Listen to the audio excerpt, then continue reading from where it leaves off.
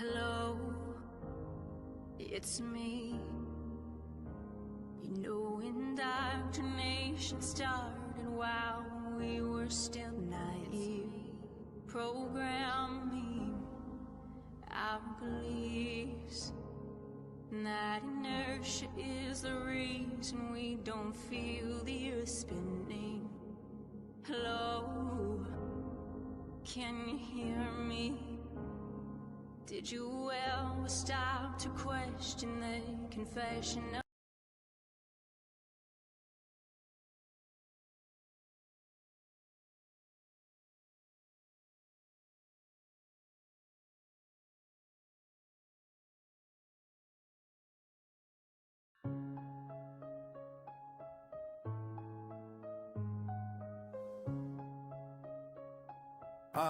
Yeah.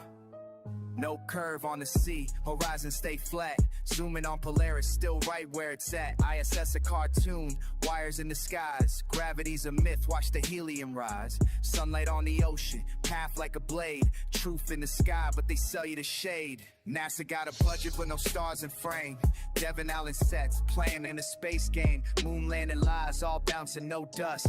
Van Allen belts, now they won't discuss. Fish eye the lens just to fake the spin, but the dome above got the silence within. They told me lies, but I see the sky. No spinning ball, just truth up high. The stars don't move, but we've been blind. Now I feel the shift, the veil unwind.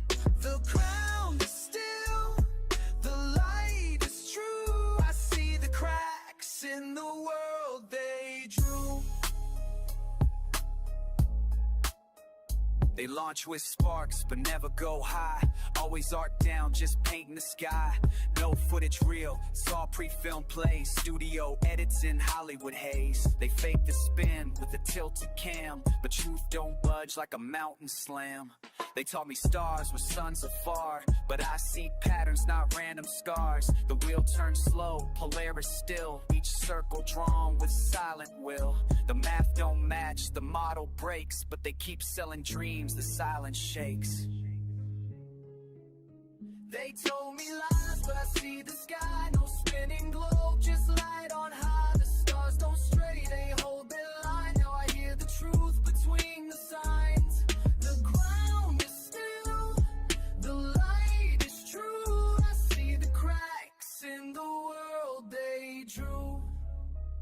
They mock and laugh, but I still rise. No globe can twist what my soul denies. I walk alone, but the stars align. Each truth I find, I make it mine. Through silence, doubt, and shadows hiss. I plant my flag in truth like this.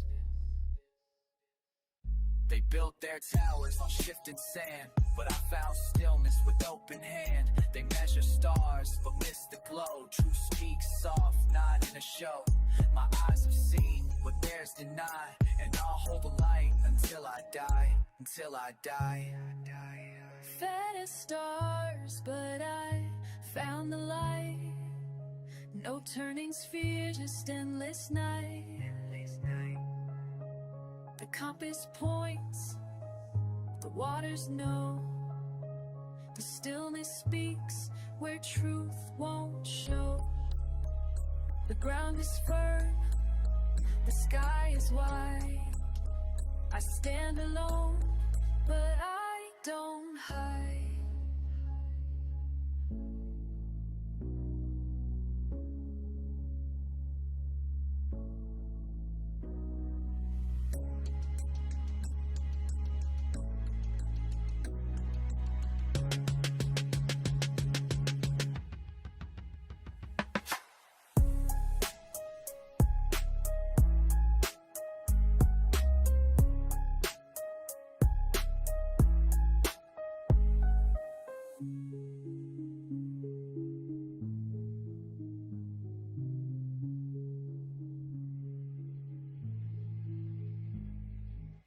They told me lies, but I see the sky.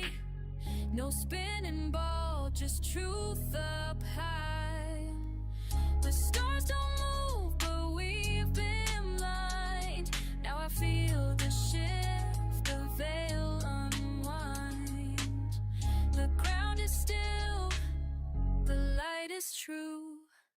I see the cracks in the world they drew.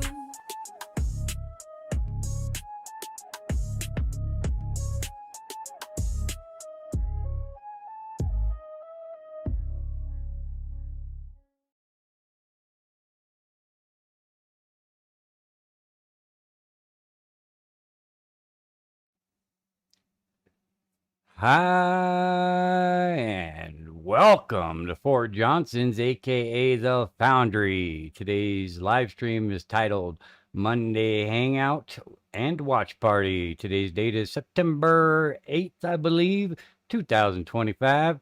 Let's start out with a 5x5. Make sure y'all can hear me loud and clear. There we go. Appreciate it. Y'all know the routine, not your first rodeo. Hope everyone's doing well tonight. And enjoyed that new song just released, I think 4 days ago. It's still in the premiere phase, but it is Scamtarctica3 Tube, and I think the whole album is pretty awesome. In fact, there's some pretty funny parts in there.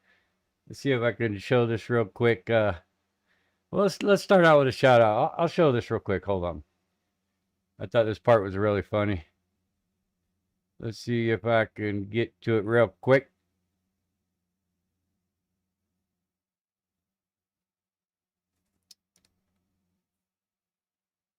All right, let's try that again. Like nothing even matters. Damn. 1, 2, 3. The earth is flat and NASA is full of shit.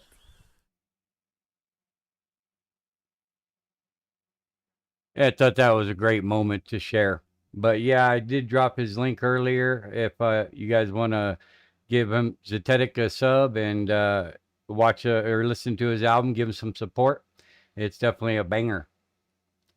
For all the likes, you know, I'm not really into rap that much, but I do like some of it, and I think that the lyrics there are amazing and well put together, and I highly recommend it.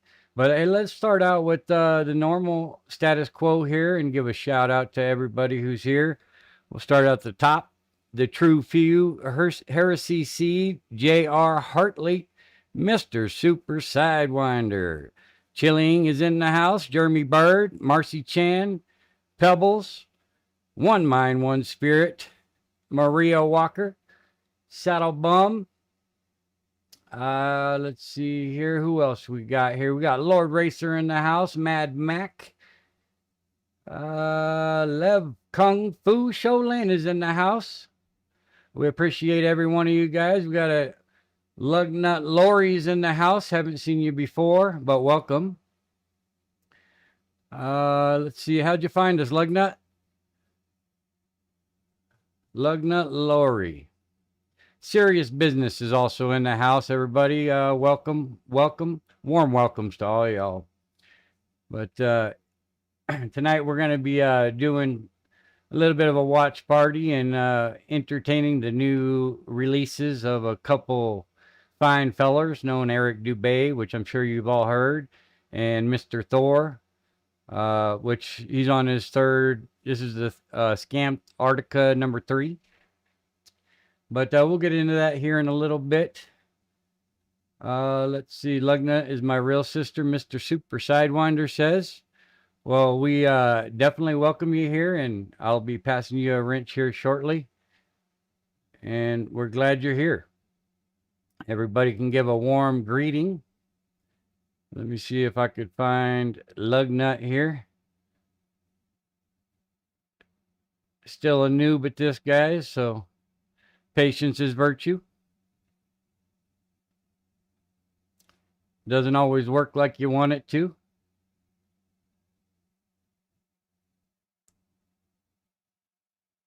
But yeah, I don't know if y'all even seen also this week that Witsit put out a new live, and it wasn't too much about Flat Earth. What a surprise. But I did start noticing some repetition with some of his streams, and the color orange, it seems to be playing a lot. You know, if you go back and look at his last couple of streams, it's all orange titles, and I'm sure you guys are aware that orange is very significant in Masonic. You know, who knows, but I just call it like I see it.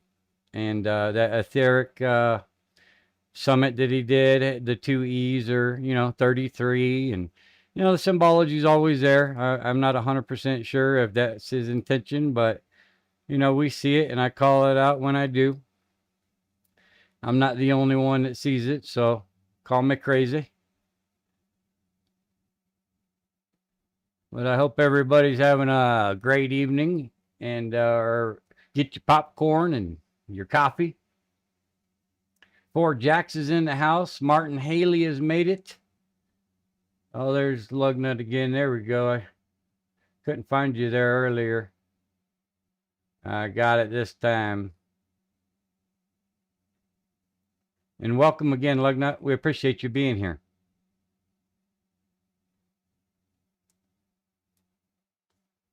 Anybody else I missed? I don't believe I did miss anybody. And if I did, I apologize. I'm looking through the list now. Looks like I got the majority. All a bunch of legends. That's for damn sure. Yeah.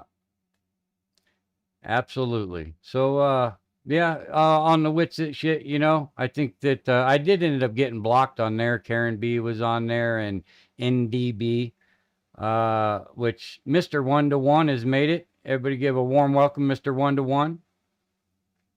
But I did getting, it's only a matter of time for them to not want to hear me over there in his channel. Unfortunately, that's just the way it is.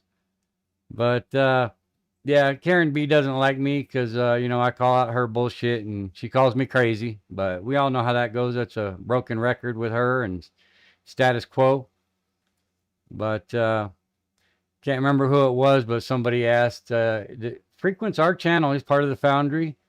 I can't remember who it was, but they asked him if he was still a flat earther, and he kind of got jumped on, and they said it was a stupid question. And all I told him was actually it wasn't a stupid question, and don't let these people bully you around.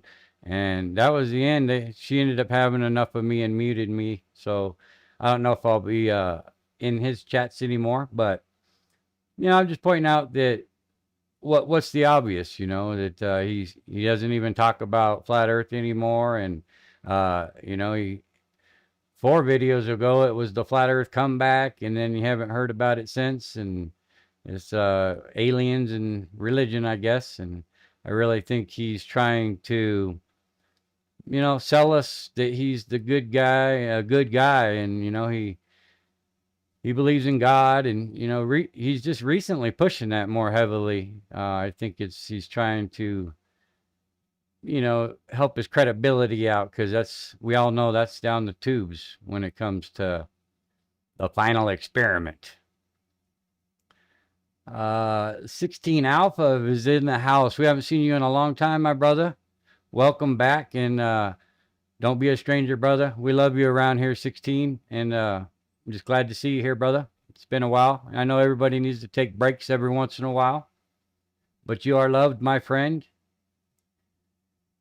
So we're going to go ahead and get this party started. I'm going to play one more song of this because I really think this track is hot. It's fire. And we'll listen to one more jam of it, and then we'll go into, I think we'll start with the Eric Dubay. So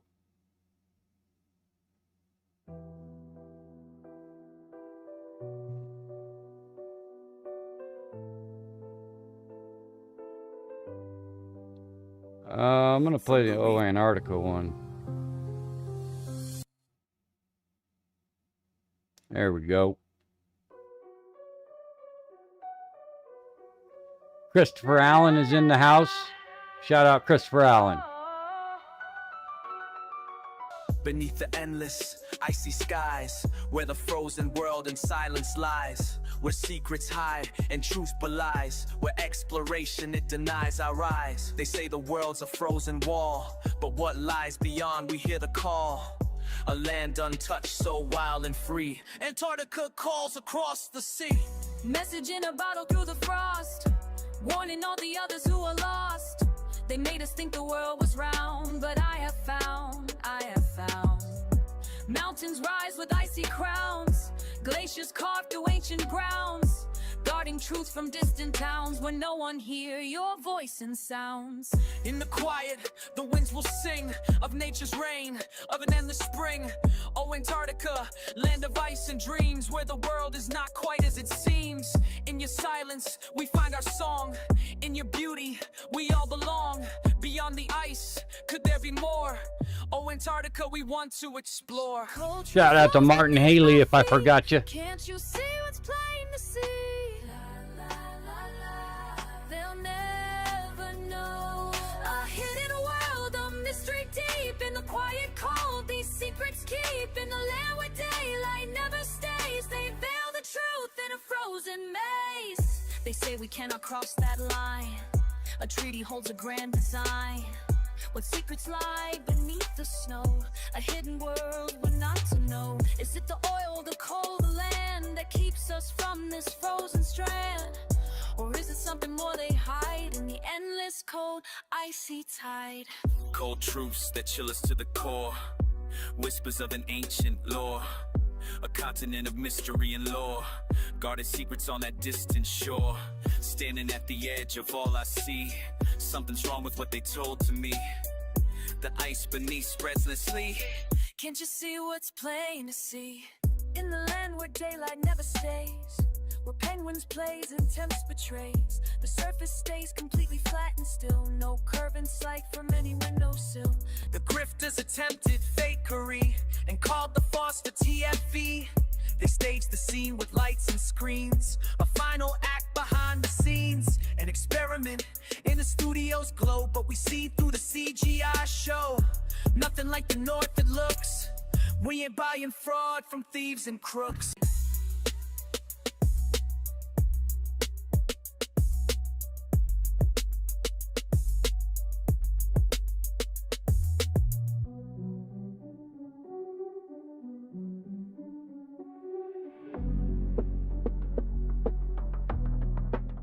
They tell us that we're spinning through the void, but that's a trick they carefully employ.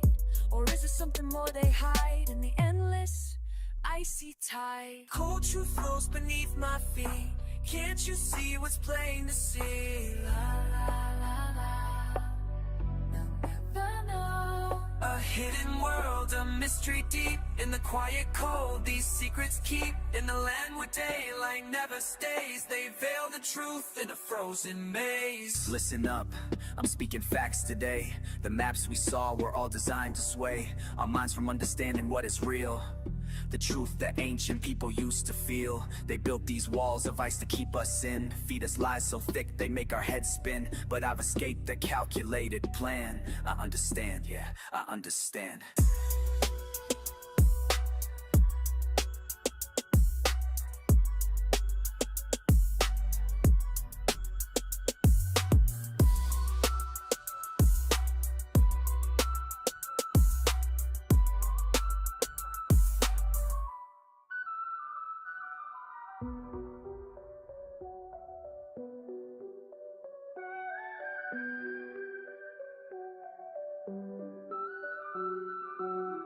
Can you show us your camp and your breath?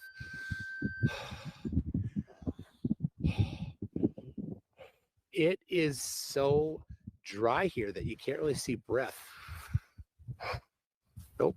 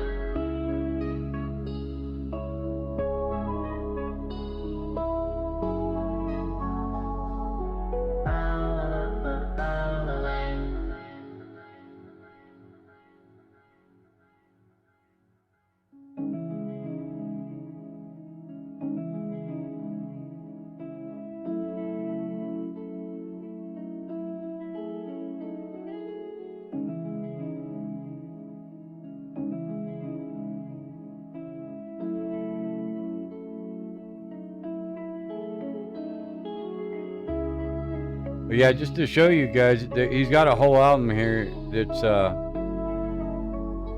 let's see how many tracks he's got on here. It looks like 16 tracks. But yeah, highly recommended. This whole album's pretty fire, man. I definitely want to give some congrats on that. And welcome to Justina. Justina's made it. Shout out, Justina.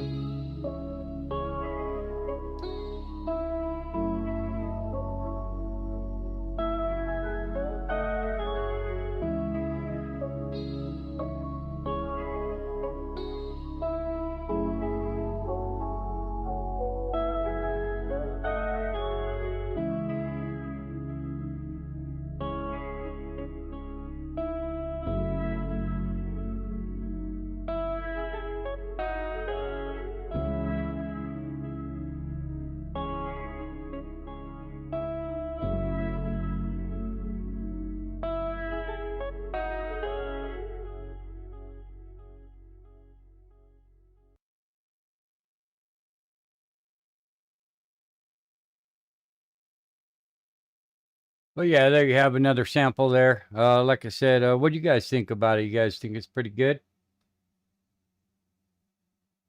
Oh, you're welcome, Justina. I appreciate you being here. As always, welcome, welcome. So like we're gonna go ahead and get into the watch party. So grab your popcorn and coffee and your cigarettes, whatever the case may be, your fixes.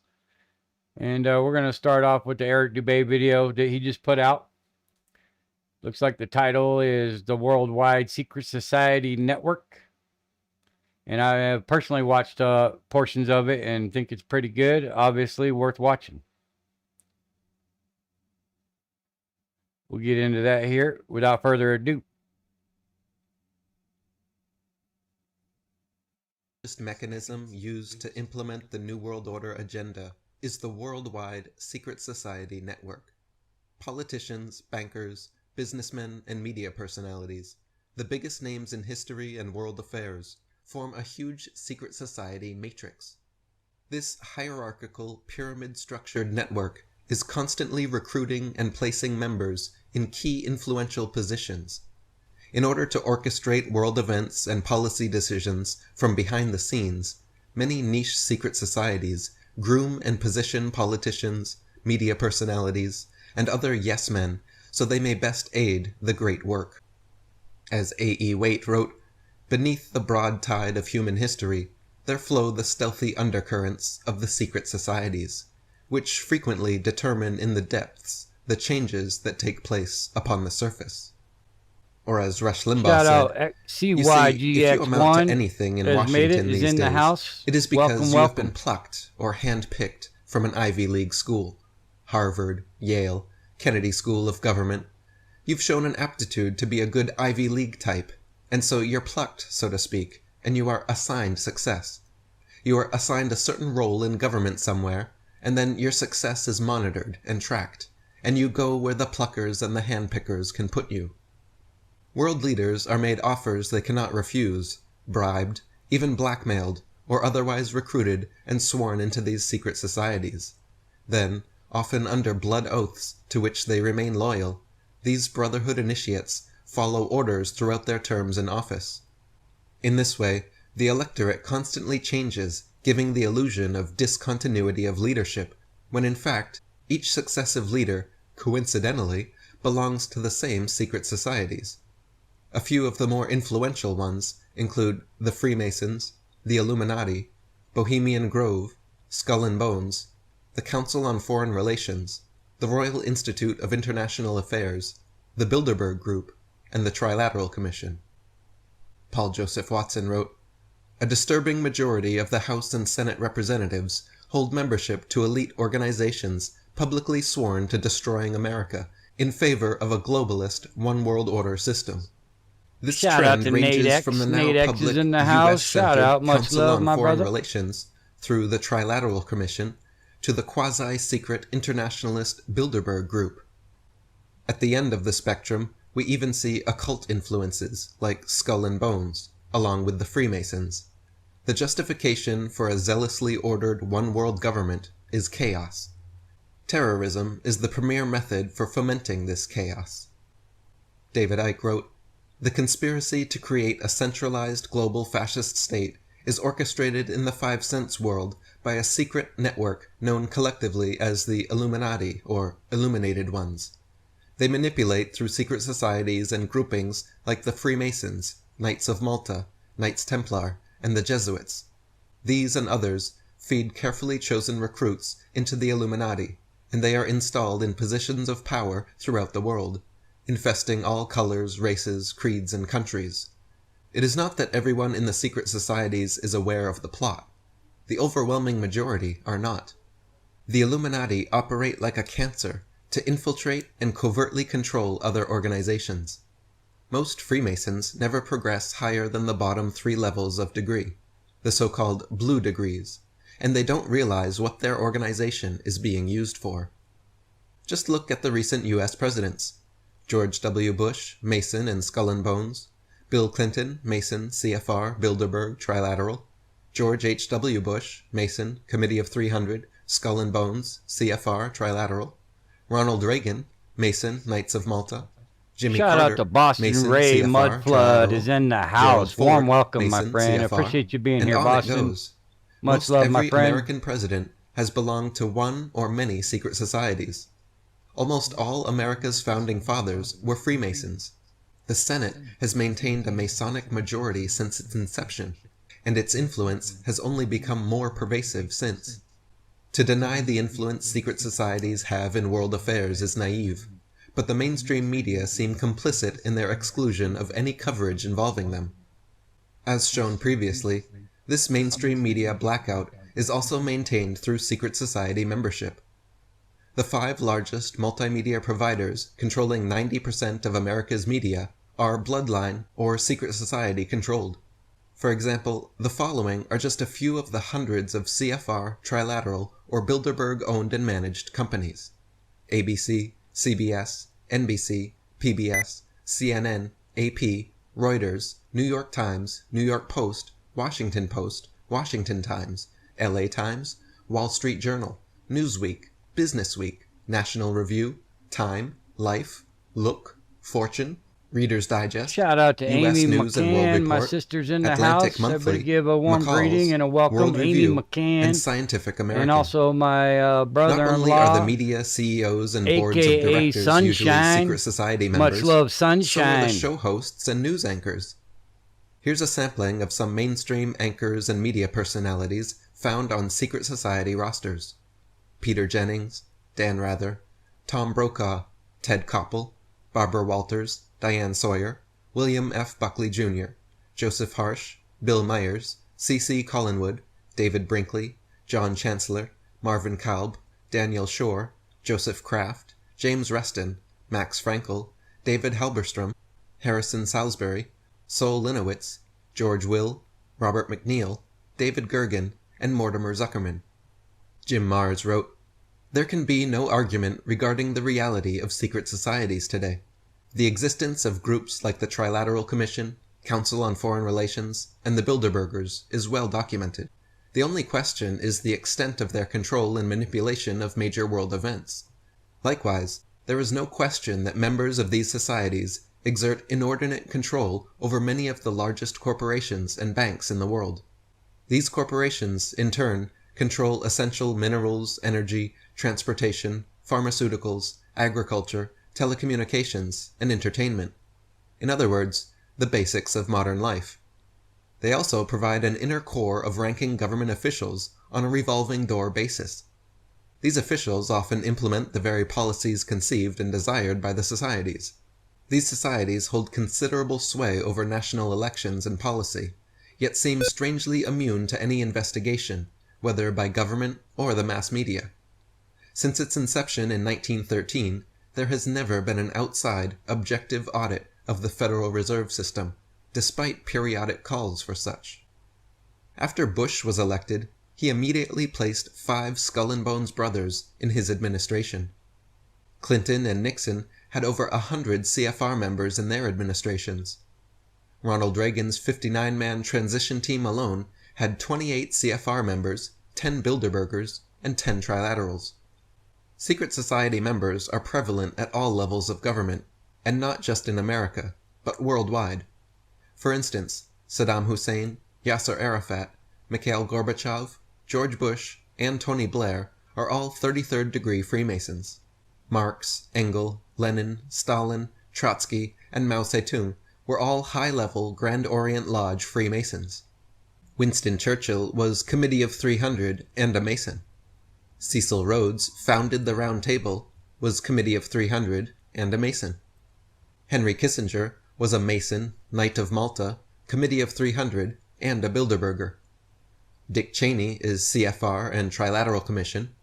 David Rockefeller founded Bilderberg and the Trilateral Commission, and is also CFR, Committee of 300, and a Mason. These are the biggest, most powerful names in politics, all meeting in secret, with no minutes and no media coverage. Our public servants making private policy decisions behind closed doors. This has been the rule, not the exception, for longer than most people realize. During the 19th century, British Prime Minister Benjamin Disraeli was quite outspoken regarding the influence of secret societies in politics. Quote, "The world is governed by very different personages from what is imagined by those who are not behind the scenes. There is in Italy a power which we seldom mention in this house. I mean the secret societies. It is useless to deny, because it is impossible to conceal, that a great part of Europe, the whole of Italy and France, and a great portion of Germany, to say nothing of other countries, is covered with a network of these secret societies, just as the superficies of the earth is now being covered with railroads. The government of this country has not only to deal with governments, kings, and ministers, but also with secret societies, elements which must be taken into account, which, at the last moment, can bring our plans to naught, which have everywhere their unscrupulous agents who incite assassinations and can, if necessary, lead a massacre." The Federal Reserve Private Banking Syndicate was set up under Woodrow Wilson's presidency. The following quotes show his suspicions and regrets regarding this secret society of banking elites. Quote, "Since I entered politics, I have chiefly had men's views confided to me privately. Warm welcome, Run Some of the Boston biggest Bear. men We in the appreciate you United being here, States fam. in the Shout field out, of much commerce love. and manufacture are afraid of something. They know that there is a power somewhere, so organized, so subtle, so watchful, so interlocked, so complete, so pervasive, that they better not speak above their breath when they speak in condemnation of it. I am a most unhappy man. I have unwittingly ruined my country. A great industrial nation is controlled by its system of credit. Our system of credit is concentrated. The growth of the nation, therefore, and all our activities are in the hands of a few men. We have come to be one of the worst ruled, one of the most completely controlled and dominated governments in the civilized world. No longer a government by free opinion, no longer a government by conviction and the vote of the majority, but a government by the opinion and duress of a small group of dominant men. British Prime Minister Winston Churchill was a Committee of 300 member and 33rd degree Mason. In 1920, he spoke from personal knowledge regarding the world conspiracy when he said, quote, "From the days of Spartacus Weishaupt to those of Karl Marx, to those of Trotsky, Bela Kun, Rosa Luxemburg, and Emma Goldman, this worldwide conspiracy for the overthrow of civilization and for the reconstitution of society on the basis of arrested development, of envious malevolence and impossible equality, has been steadily growing. It played a definitely recognizable role in the tragedy of the French Revolution. It has been the mainspring of every subversive movement during the 19th century. And now, at last, this band of extraordinary personalities from the underworld of the great cities of Europe and America have gripped the Russian people by the hair of their heads and have Shout become out to practically Schneider. the Schneider's undisputed made it. masters of that Much enormous love, Schneider. empire. Welcome, welcome. New Appreciate you York being Mayor here. John Hylan in 1922 said, "The real menace of our republic is the invisible government, which like a giant octopus sprawls its slimy legs over our cities, states, and nation. At the head is a small group of banking houses. This little coterie runs our government for their own selfish ends. It operates under cover of a self-created screen, seizes our executive officers, legislative bodies, schools, courts, newspapers, and every agency created for the public protection. President Franklin Roosevelt said, "The real truth of the matter is that a financial element in the large centers has owned the government since the days of Andrew Jackson." Supreme Court Justice Felix Frankfurter said, "The real rulers in Washington are invisible and exercise power from behind the scenes." Senator William Jenner said, "Today, the path to total dictatorship in the United States can be laid by strictly legal means, unseen and unheard by Congress, the President, or the people. Outwardly, we have a constitutional government. We have been operating within our government and political system, another body representing another form of government, a bureaucratic elite which believes our Constitution is outmoded and is sure that it is the winning side. All the strange developments in the foreign policy agreements may be traced to this group, who are going to make us over to suit their pleasure." This political action group has its own local political support organizations, its own pressure groups, its own vested interests, its foothold within our government, and its own propaganda apparatus. Bloodline President John F. Kennedy was well aware of America's secret society control. His many rebellious decisions against the elite, his non-participation in the great work, would ultimately lead to his assassination. He did, however, try to warn the average American of our plight.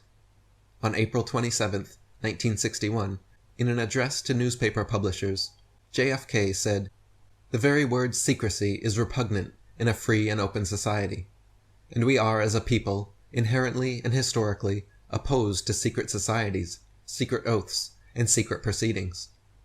For we are opposed around the world by a monolithic and ruthless conspiracy that relies primarily on covert means for expanding its sphere of influence. It depends on infiltration instead of invasion, on subversion instead of elections, on intimidation instead of free choice. It is a system which has conscripted vast human and material resources into the building of a tightly knit, highly efficient machine that combines military, diplomatic, intelligence, economic, scientific, and political operations. Its preparations are concealed, not published. Its mistakes are buried, not headlined. Its dissenters are silenced, not praised. No expenditure is questioned. No secret is revealed. I am asking your help in the tremendous task of informing and alerting the American people. The high office of president has been used to foment a plot to destroy the American's freedom, and before I leave office, I must inform the citizen of his plight." Carrie Skates has made it. Warm welcome, Carrie Skates. Much love, brother. That has existed Appreciate you for being here as hundreds, always. arguably thousands of years, and is now operating in most every country in the world. Masonry promotes itself as a philanthropic club for men of morals, and they perpetuate this image through members of the first 3 blue degrees. 97% of all Masons fall into this category, and they are often upstanding citizens, pillars of the community who truly are charitable and benevolent. However, the higher degrees, the inner circle of world Freemasonry, use the society's worldwide influence to advance their control. Acharya S. wrote, "Although the Brotherhood of Masonry appears to be relatively new, it is in reality the oldest continuous network on the planet, dating back many thousands of years, beginning when stones were first dressed. Masonry today has a generally sinister reputation because the people suspect that this powerful brotherhood has been manipulating and exploiting them. However, the average Mason has never been in the know and is therefore merely a member of a social club. Nevertheless, the higher-ups have indeed had their hand in creation on this planet on a large scale for a long time. The Masons are there, perpetually hidden behind the scenes, leaving clues to their existence as a brotherhood, some of which are evident yet still not seen. For example, the biblical Nimrod, the king who built the Tower of Babel, is considered the first Mason." Jim Marrs wrote, "The ongoing connective tissue between the modern and ancient secret societies has been Freemasonry, which existed as a formidable force long before certain lodges became Illuminized. During the late Middle Ages, when any opposition to the Holy Roman Universal Catholic Church was forced deep underground, among the only organized groups able to move freely throughout Europe were the guilds of stonemasons, who maintained meeting halls, or lodges, in every major city. The Masons, who traced their own secret knowledge of architecture and building back to Egypt and beyond, were essential in the construction of Europe's churches and cathedrals. They were the direct descendants of early guilds of Masons which existed both in Egypt and Greece, and utilized esoteric construction techniques in their craft. These techniques had been passed down through the sects and mystery schools, and some continue to confound modern builders. Freemasonry evolved over the last 1,000 years from the Knights Templar, and before that traces its roots to ancient Egypt, the Egyptian mystery religion and esoteric schools. Some believe the original Masons were the builders of the pyramids, or that they hold the secrets of those early master masons. Freemasonry is not, however, merely a builders and stoneworkers guild. Right from the first degree, initiates take blood oaths, perform occult rituals, and begin learning about a number of arcane subjects, delving deeper as they rise in degrees. Some of the subjects studied and practiced include astrology, consciousness, magic, tarot, Kabbalah, the Tree of Shout Life, out to AKA sacred Frank geometry, Noble is in the house. divination, Much love, scrying, Frank. theosophy, Appreciate you being here. numerology, symbology, alchemy, hermeticism, the chakra system, auras, energy bodies, astral projection, out-of-body experiences, kundalini, geomancy, Masonic occult history and philosophy, metaphysics, epistemology, secret handshakes, and secret gestures. Masons rise in degrees through a process of rituals and initiations. They read books like Machiavelli's The Prince and Albert Pike's Morals and Dogma, then write essays detailing whether they agree philosophically with people like Pike, Hegel, Machiavelli, and others. These essays are then sent to the headquarters of International Freemasonry and reviewed by top-level Masons. If the initiate agrees that the few should control the many, and that secret society rule is virtuous, etc., then he is congratulated and promoted through higher degrees. If the initiate disagrees that the few should control the many, and holds a genuinely moral position, then he is congratulated and promoted within his existing branch, never to rise above the blue degrees. Every Mason will disagree with this, however, because most Blue Lodge Masons genuinely do not know, and high-ranking Masons are sworn to secrecy. Commander of the Supreme Council of the 33rd Degree and Supreme Pontiff of Universal Freemasonry, Albert Pike, wrote in his Morals and Dogma, "The blue degrees are but the outer court or portico of the temple. Parts of the symbols are displayed there to the initiate, but he is intentionally misled by false interpretations. It is not intended that he shall understand them, but it is intended that he shall imagine that he understands them. Their true implication is reserved for the adepts, the princes of Masonry." 33rd degree Masonic historian Manly P. Hall wrote, "Freemasonry is a fraternity within a fraternity, an outer organization concealing an inner brotherhood of the elect. It is necessary to establish the existence of these two separate yet interdependent orders, the one visible and the other invisible. The visible society is a splendid camaraderie of free and accepted men enjoined to devote themselves to ethical, educational, fraternal, patriotic, and humanitarian concerns. The invisible society is a secret and most august fraternity whose members are dedicated to the service of a mysterious arcanum arcandrum, a sacred secret. Those brethren who have essayed to write the history of their craft have not included in their disquisitions, a formal discourse or treatise, the story of that truly secret inner society, which is to the body Freemasonic what the heart is to the body human. In each generation, only a few are accepted into the inner sanctuary of the work. The great initiate philosophers of Freemasonry are masters of that secret doctrine which forms the invisible foundation of every great theological and rational institution. The process from a 1st to 33rd degree Freemason may take 10, 20, 30, or more years, but is not based on time. The way initiates rise degrees is through invitation by members of a higher degree. This is the nature of all secret societies. The only way to get ahead is by appeasing those ahead of you. It is through this bootlicking pyramid structure that the few bloodline elite at the top control the many at the bottom. Then, by issuing lords, knights, and vassals of various degrees along the way to do their bidding, the royals essentially control all facets of this worldwide brotherhood. Manly P. Hall wrote, "The initiated brother realizes that his so-called symbols and rituals are merely blinds fabricated by the wise to perpetuate ideas incomprehensible to the average individual. He also realizes that few Masons of today know or appreciate the mystic meaning concealed within these rituals." Jim Mars wrote, "The invitation-only 33rd degree is the highest publicly known degree.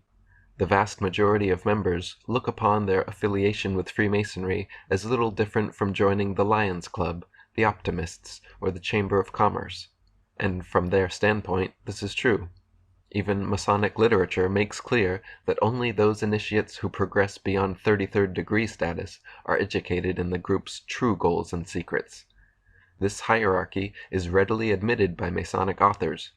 There has always existed an external, elementary, popular doctrine which has served for the institution of the masses who are insufficiently prepared for deeper teaching," wrote Mason Wilmshurst.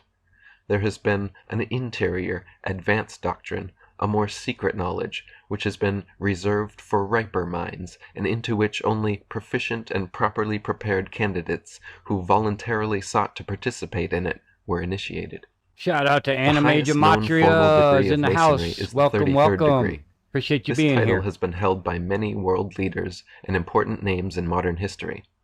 The following U.S. presidents were known to be Masons, many of them 33rd degree: Washington, Jefferson, Madison, Monroe, Jackson, Polk, Buchanan, Johnson, Garfield, McKinley, Roosevelt, Taft, Harding, Roosevelt, Truman, Ford, Carter, Reagan, Clinton, both Bushes, and Obama.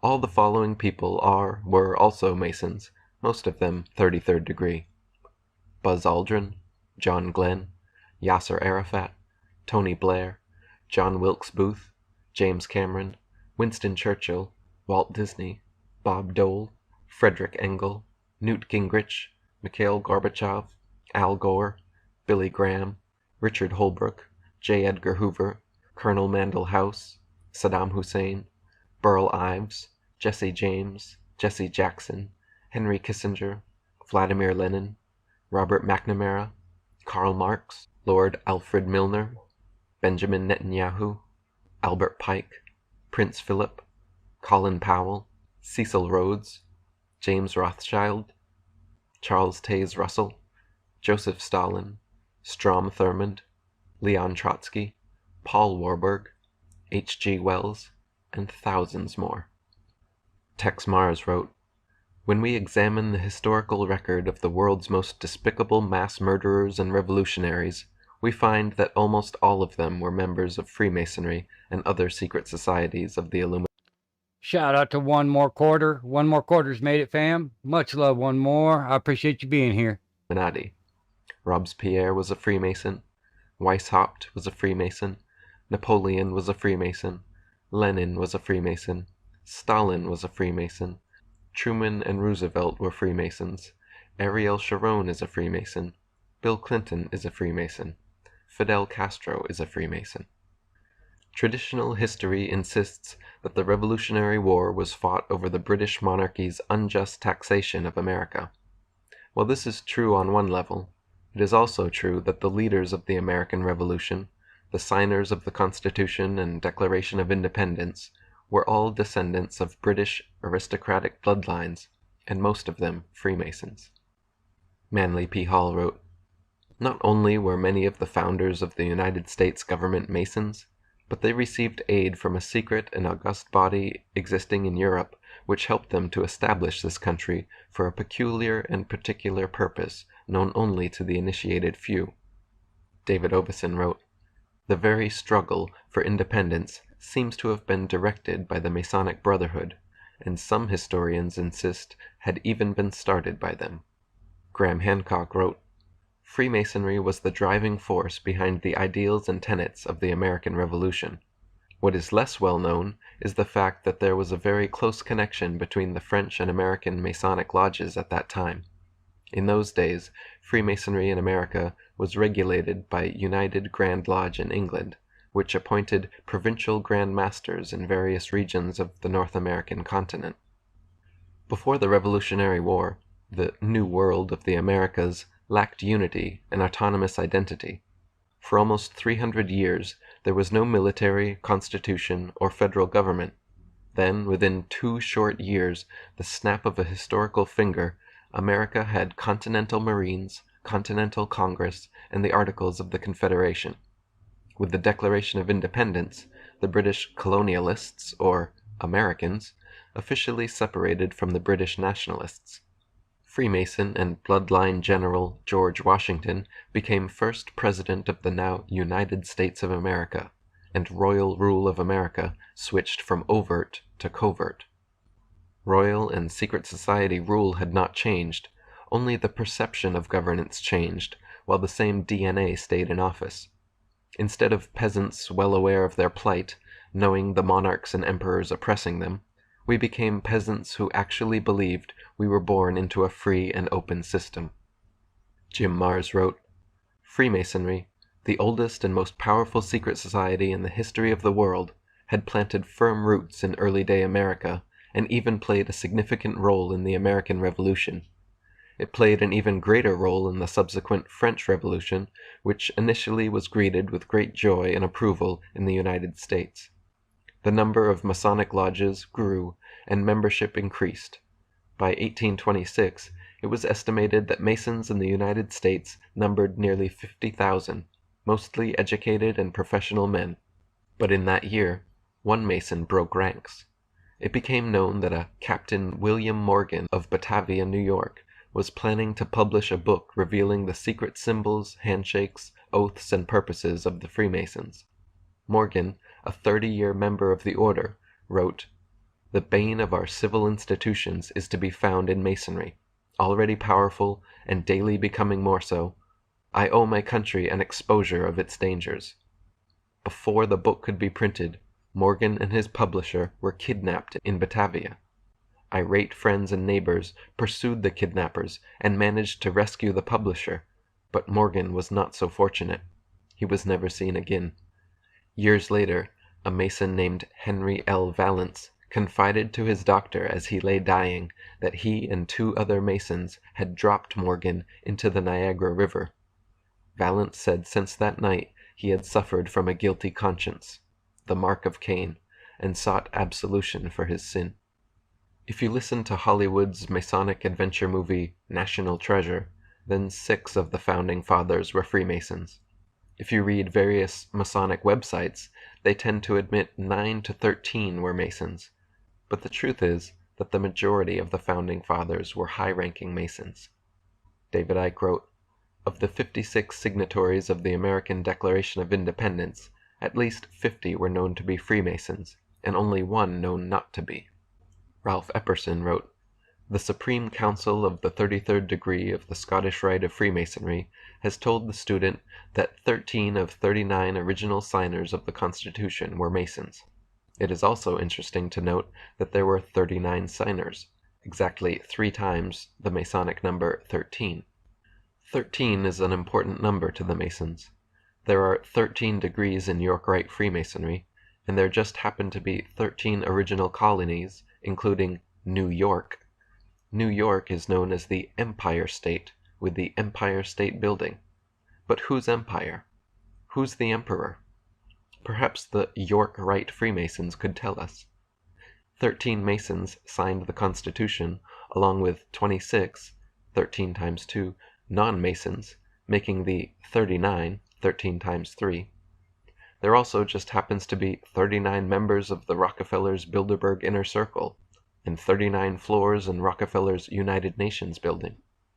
The majority of the U.S. Rachel founding Revolution fathers, has the Senate, made it and the to the presidents have Foundry. been Much love, Freemasons, Rachel. Appreciate you but being those here. who were not Welcome. usually had nothing good to say about the organization. President John Quincy Adams wrote, "I do consciously and sincerely believe that the order of Freemasonry, if not the greatest, is one of the greatest moral and political evils under which the Union is now laboring, a conspiracy of the few against the equal rights of the many. Masonry ought forever to be abolished. It is wrong, essentially wrong, a seed of evil, which can never produce any good.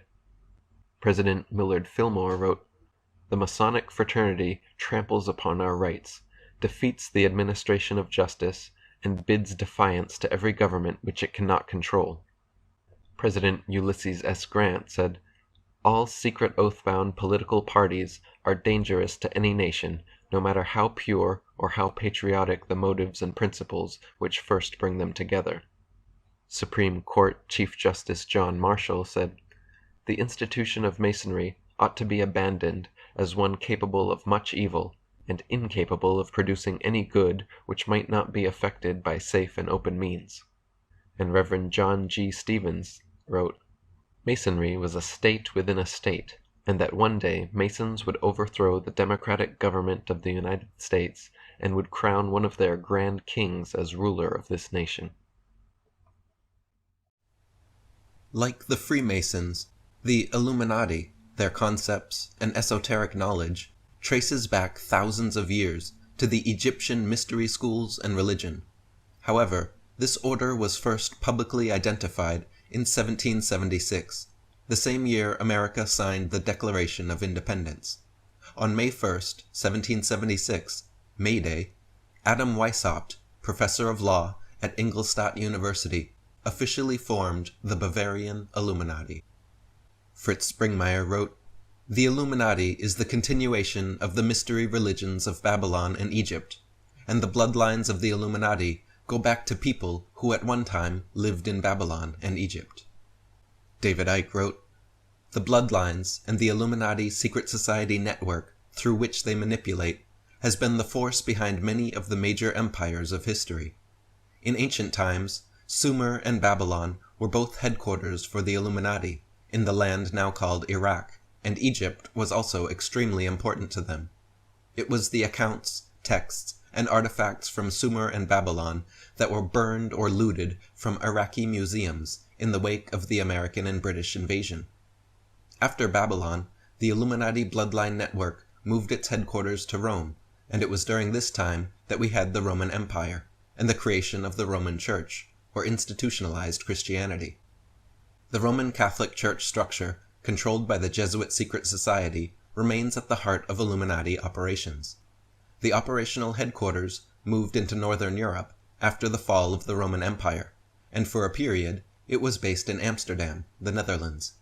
This was when the Dutch began to build their empire through the Dutch East India Company, and they settled South Africa. In 1688, William of Orange, one of the bloodlines, invaded England from the Netherlands and took the throne as William III in 1689. William ruled jointly with Queen Mary and then by himself after her death in 1691. In that year, William signed the charter that created the Bank of England, and the global banking system began to emerge. Banking and manufactured debt has always been one of the main vehicles used by the bloodlines to control humanity. From this time, the bloodlines and their Illuminati secret society network moved their center of operation to London, and what followed, of course, was the great and enormous British Empire. This was not the empire of the British, in truth, but that of the Illuminati bloodlines based in Britain. This expansion of the British and other European empires to all parts of the world exported the bloodlines to every continent, including, most importantly today, North America. Adam Weishaupt's Illuminati was designed to be an organization so elusive, so secretive, as to hide its membership within other secret societies. Weishaupt wrote in his journal that Freemasonry was in fact the organization most fit for infiltration by the Illuminati. Adam Weishaupt wrote, "The great strength of our order lies in its concealment. Let it never appear in any place in its own name, but always covered by another name and another occupation. None is fitter than the 3 lower degrees of Freemasonry. The public is accustomed to it, expects little from it, and therefore takes little notice of it. Next to this, the form of a learned or literary society is best suited to our purpose, and had Freemasonry not existed, this cover would have been employed. And it may be much more than a cover. It may be a powerful engine in our hands.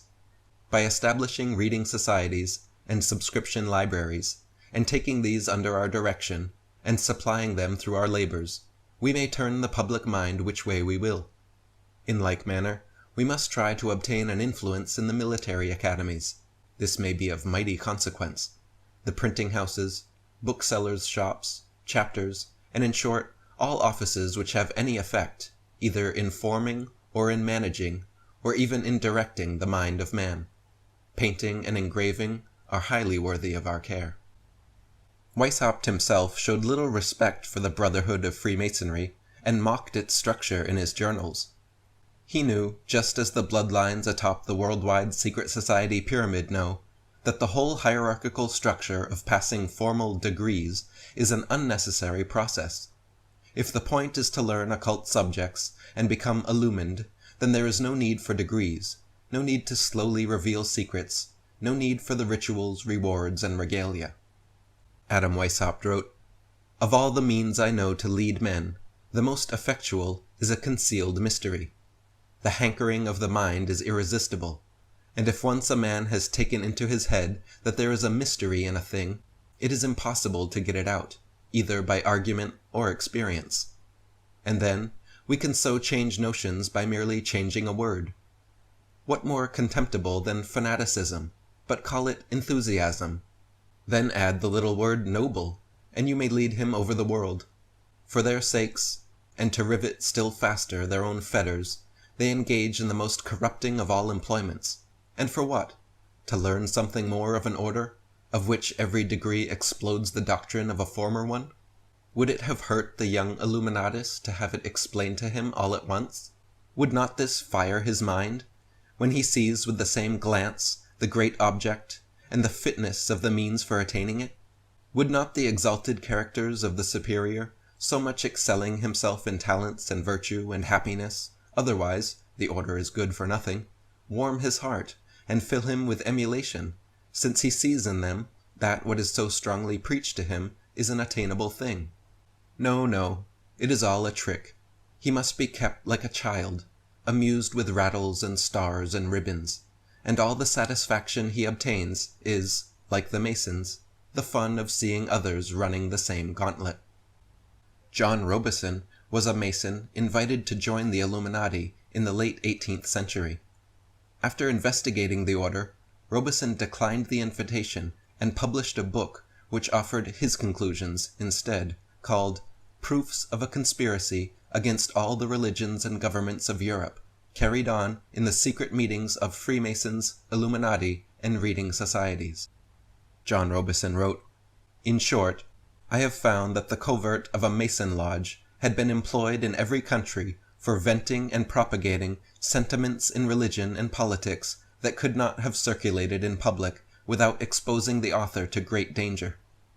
I found that this impunity had gradually encouraged men of licentious principles to become more bold, and to teach doctrines subversive of all our notions of morality, of all our confidence in the moral government of the universe, of all our hopes of improvement in a future state of existence, and of all satisfaction and contentment with our present life, so long as we live in a state of civil subordination. I have been able to trace these attempts made through a course of 50 years. I have observed these doctrines gradually diffusing and mixing with all the different systems of Freemasonry, till, at last, an association has been formed for the express purpose of rooting out all the religious establishments and overturning all the existing governments of Europe. I have seen this association exerting itself zealously and systematically, till it has become almost irresistible. And I have seen that the most active leaders in the French Revolution were members of this association, and conducted their first movements according to its principles, and by means of its instructions and assistance, formerly requested and obtained. And lastly, I have seen that this association still exists, still works in secret. The association of which I have been speaking is the Order of Illuminati, abolished in 1786 by the Elector of Bavaria, but revived immediately after, under another name, and in a different form, all over Germany.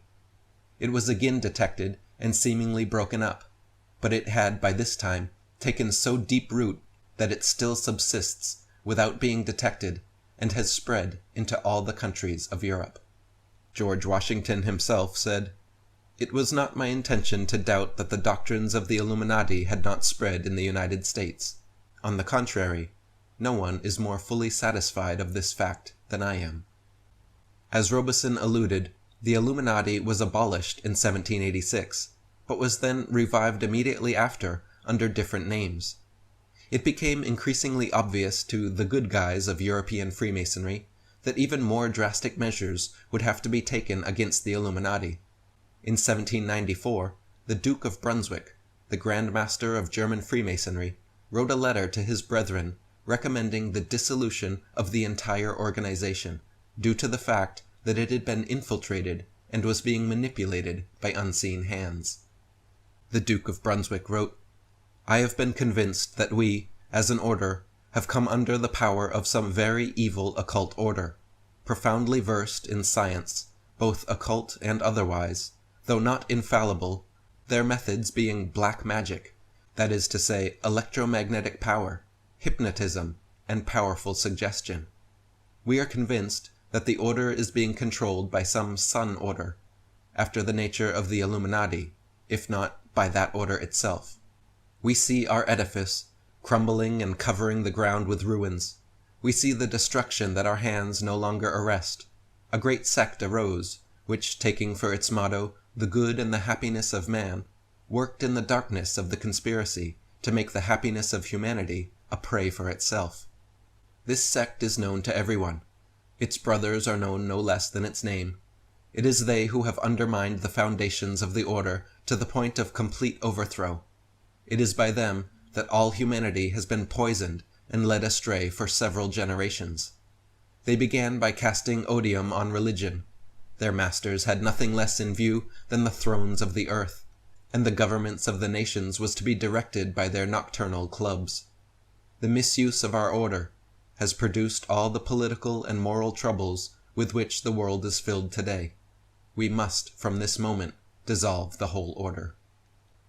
The Illuminati, just 18 years after its official formation, was so powerful and influential that its infiltration into Masonry caused the Duke of Brunswick to try and, quote, dissolve the whole order. Neither Freemasonry nor the Illuminati were dissolved, however, and their power and influence has only increased in the centuries since. Ralph Epperson wrote, "And in 1812, the president at Harvard University, Joseph Willard, retired to preach in Vermont. He took the occasion of his retirement on July 4th, 1812, to express his concern over the consequences of the then looming war. He said, quote, 'There is sufficient evidence that a number of societies of the Illuminati have been established in this land. They are doubtless striving to secretly undermine all our ancient institutions, civil and sacred. These societies are clearly leagued with those of the same order in Europe. We live in an alarming period. The enemies of all order are seeking our ruin. Should infidelity generally prevail, our independence would fall, of course. Our republican government would be annihilated.'" Nessa Webster wrote, "The art of Illuminism lay in enlisting dupes as well as adepts, and by encouraging dreams of honest visionaries, or the schemes of fanatics. By flattering the vanity of ambitious egotists, by working on unbalanced brains, or by playing such passions as greed and power to make men of totally divergent aims serve the secret purpose of the sect. People with money were welcomed, but kept oblivious of actual secrets. The purpose is to win power and riches, to undermine secular or religious government, and attain the masters of the world." When a country centralizes banking, it concentrates an enormous amount of wealth into a single institution, works mainly to make the rich richer, and opens the government to control from foreign interests. As Bill Clinton's mentor, Dr. Carol Quigley, Quick shout out to Aiken Naders in the house. Everybody give a warm welcome, Mr. The Akinator. Lee wrote, "The powers of financial capitalism had another far-reaching aim, nothing less than to create a world system of financial control in private hands, able to dominate the political system of each country and the economy of the world as a whole. This system was to be controlled in a feudalist fashion by the central banks of the world, acting in concert, by secret agreements, arrived at in frequent private meetings and conferences. The apex of the system was the Bank for International Settlements in Basel, Switzerland, a private bank owned and controlled by the world's central banks, which were themselves private corporations.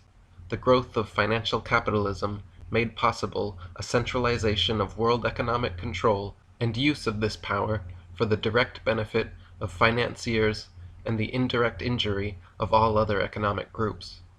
As Jim Marrs said, anyone seeking to prove the existence of conspiracies in America needs look no further than the origin of our present central bank.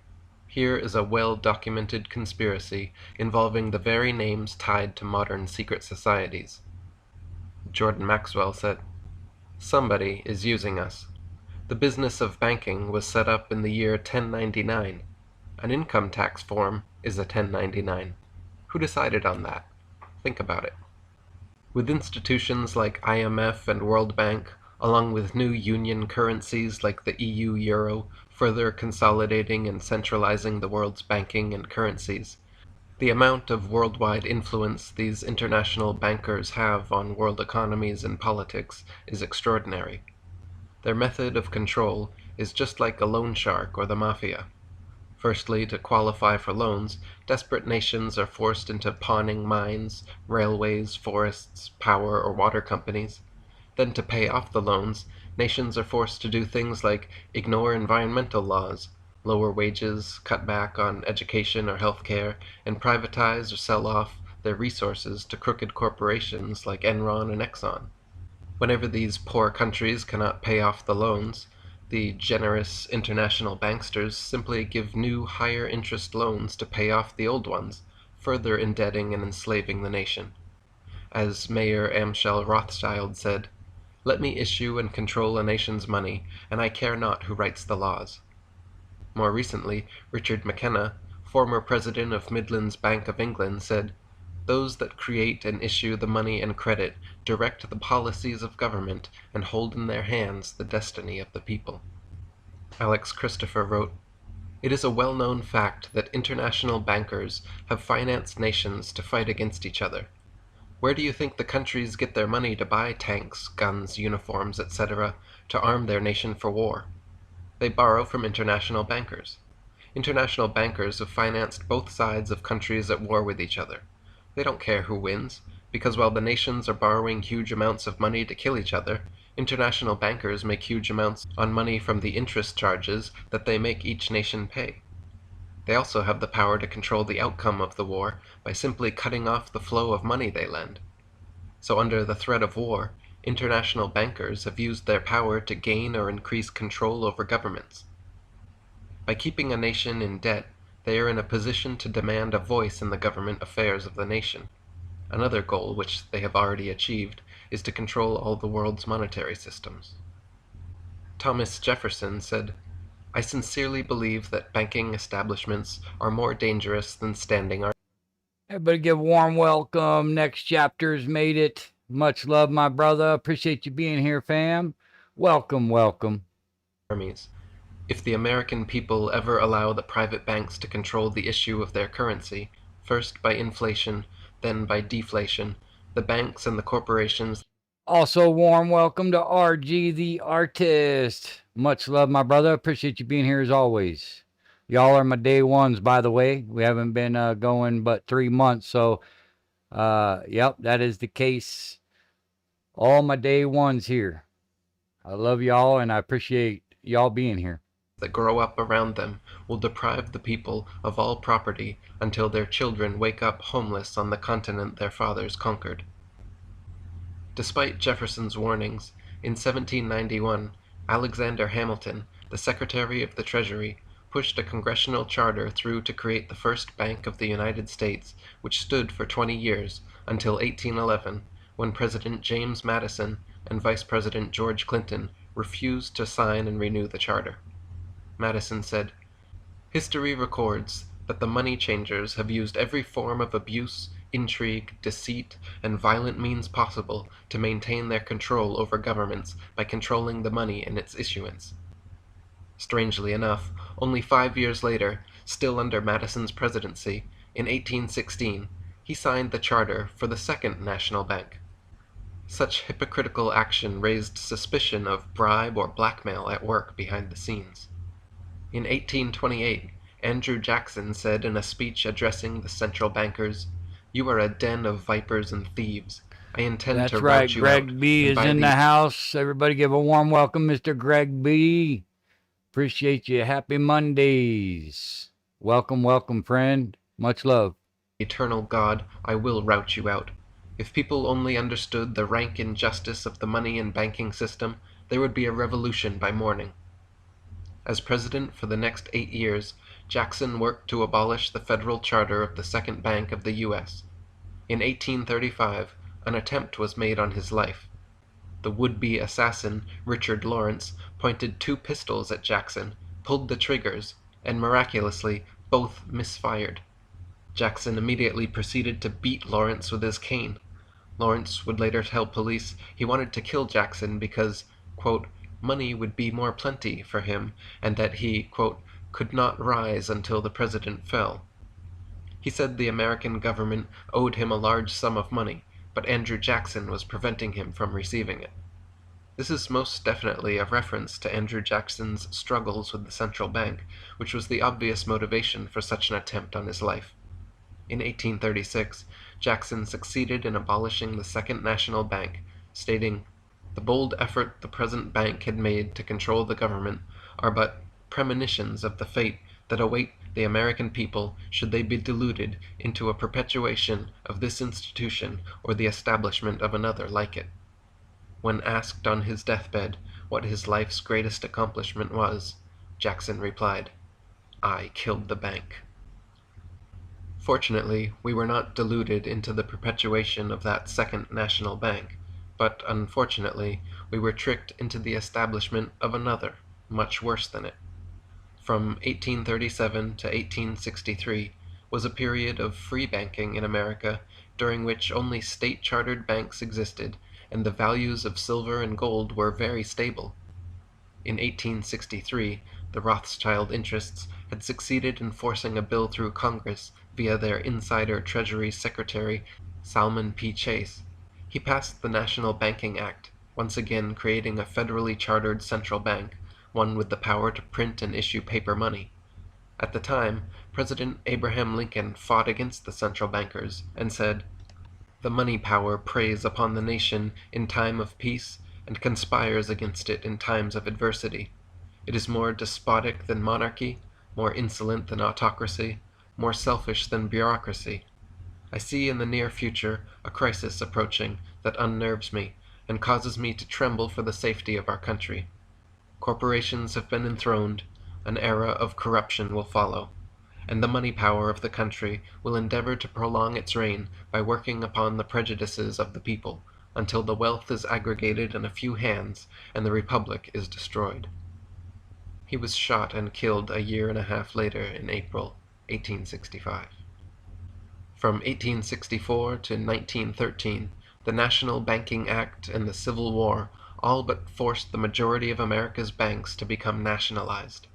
The effort to create the Third U.S. Central Bank began in 1873, when the Bloodline International Banking Cartel engineered the first of 3 financial panics, which they used to scare the public into accepting the Federal Reserve.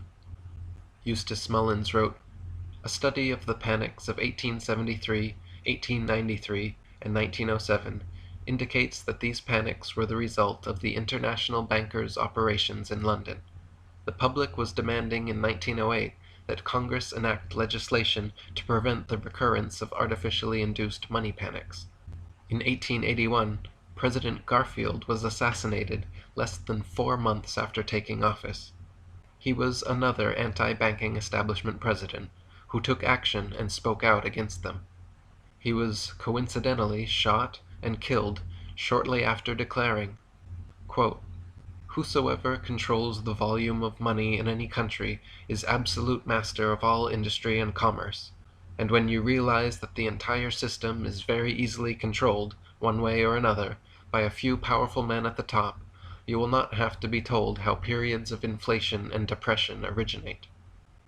The next presidential assassination happened 20 years later, when a supposed anarchist shot William McKinley twice at point-blank range. Once again, McKinley was a strong supporter of the gold standard and helped pass the Gold Standard Act of 1900, less than a year before his death. On November 22, 1910, 7 of the richest men in the world met at J.P. Morgan's personal island retreat off the coast of Georgia called Jekyll Island. The 7 men were Frank A. Vanderlip, Abraham Piatt Andrew, Henry P. Davidson, Charles D. Norton, Benjamin Strong, Paul Moritz Warburg, and Nelson W. Aldrich. Behind these men stood the banking and investment interests of the Rockefellers, Rothschilds, Schiffs, Morgans, and Warburgs. The 7 Jekyll Island conspirators met for 7 days and planned a series of radical banking reforms necessary to create the Federal Reserve. When the media learned about Jekyll Island meetings, the bankers all claimed they were out duck hunting. Later in life, however, conspirator and president of New York National City Bank, Frank A. Vanderlip, admitted otherwise when he wrote, "There was an occasion near the close of 1910 when I was as secretive, indeed as furtive as any conspirator. I do not feel it is any exaggeration to speak of our secret expedition to Jekyll Island as the occasion of the actual conception of what eventually became the Federal Reserve System." Woodrow Wilson had said of the earlier 3 financial crises that all this trouble could be averted if we appointed a committee of 6 or 7 public-spirited men like J.P. Morgan to handle the affairs of our country. And that is exactly what happened. Ralph Epperson wrote, "So the American people who had suffered through the American Revolution, the War of 1812, Let's all give a warm welcome to True Earth Whisperers in the house. Congratulations on the new book as well.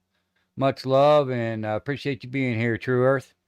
the battles between Andrew Jackson and the Second Bank of the United States, the Civil War, the previous panics of 1873 and 1893, and now the panic of 1907, were finally conditioned to the point of accepting the solution offered by those who had caused all of these events, the international bankers. That solution was a central bank." Jim Marrs wrote, "These men concluded not to have one central bank in the United States, but several, and they agreed that no one was to utter the words central or bank. Most important, they decided that this creation would be made to look like an official agency of the U.S. government. They called it the Federal Reserve, but it is neither federal nor a reserve. It is about as federal as Federal Express, and as much a reserve as American Indian reservations. It is a network of banks, 5 originally, now 12, headed at the New York branch, all of them privately owned, but made to appear like an official government agency.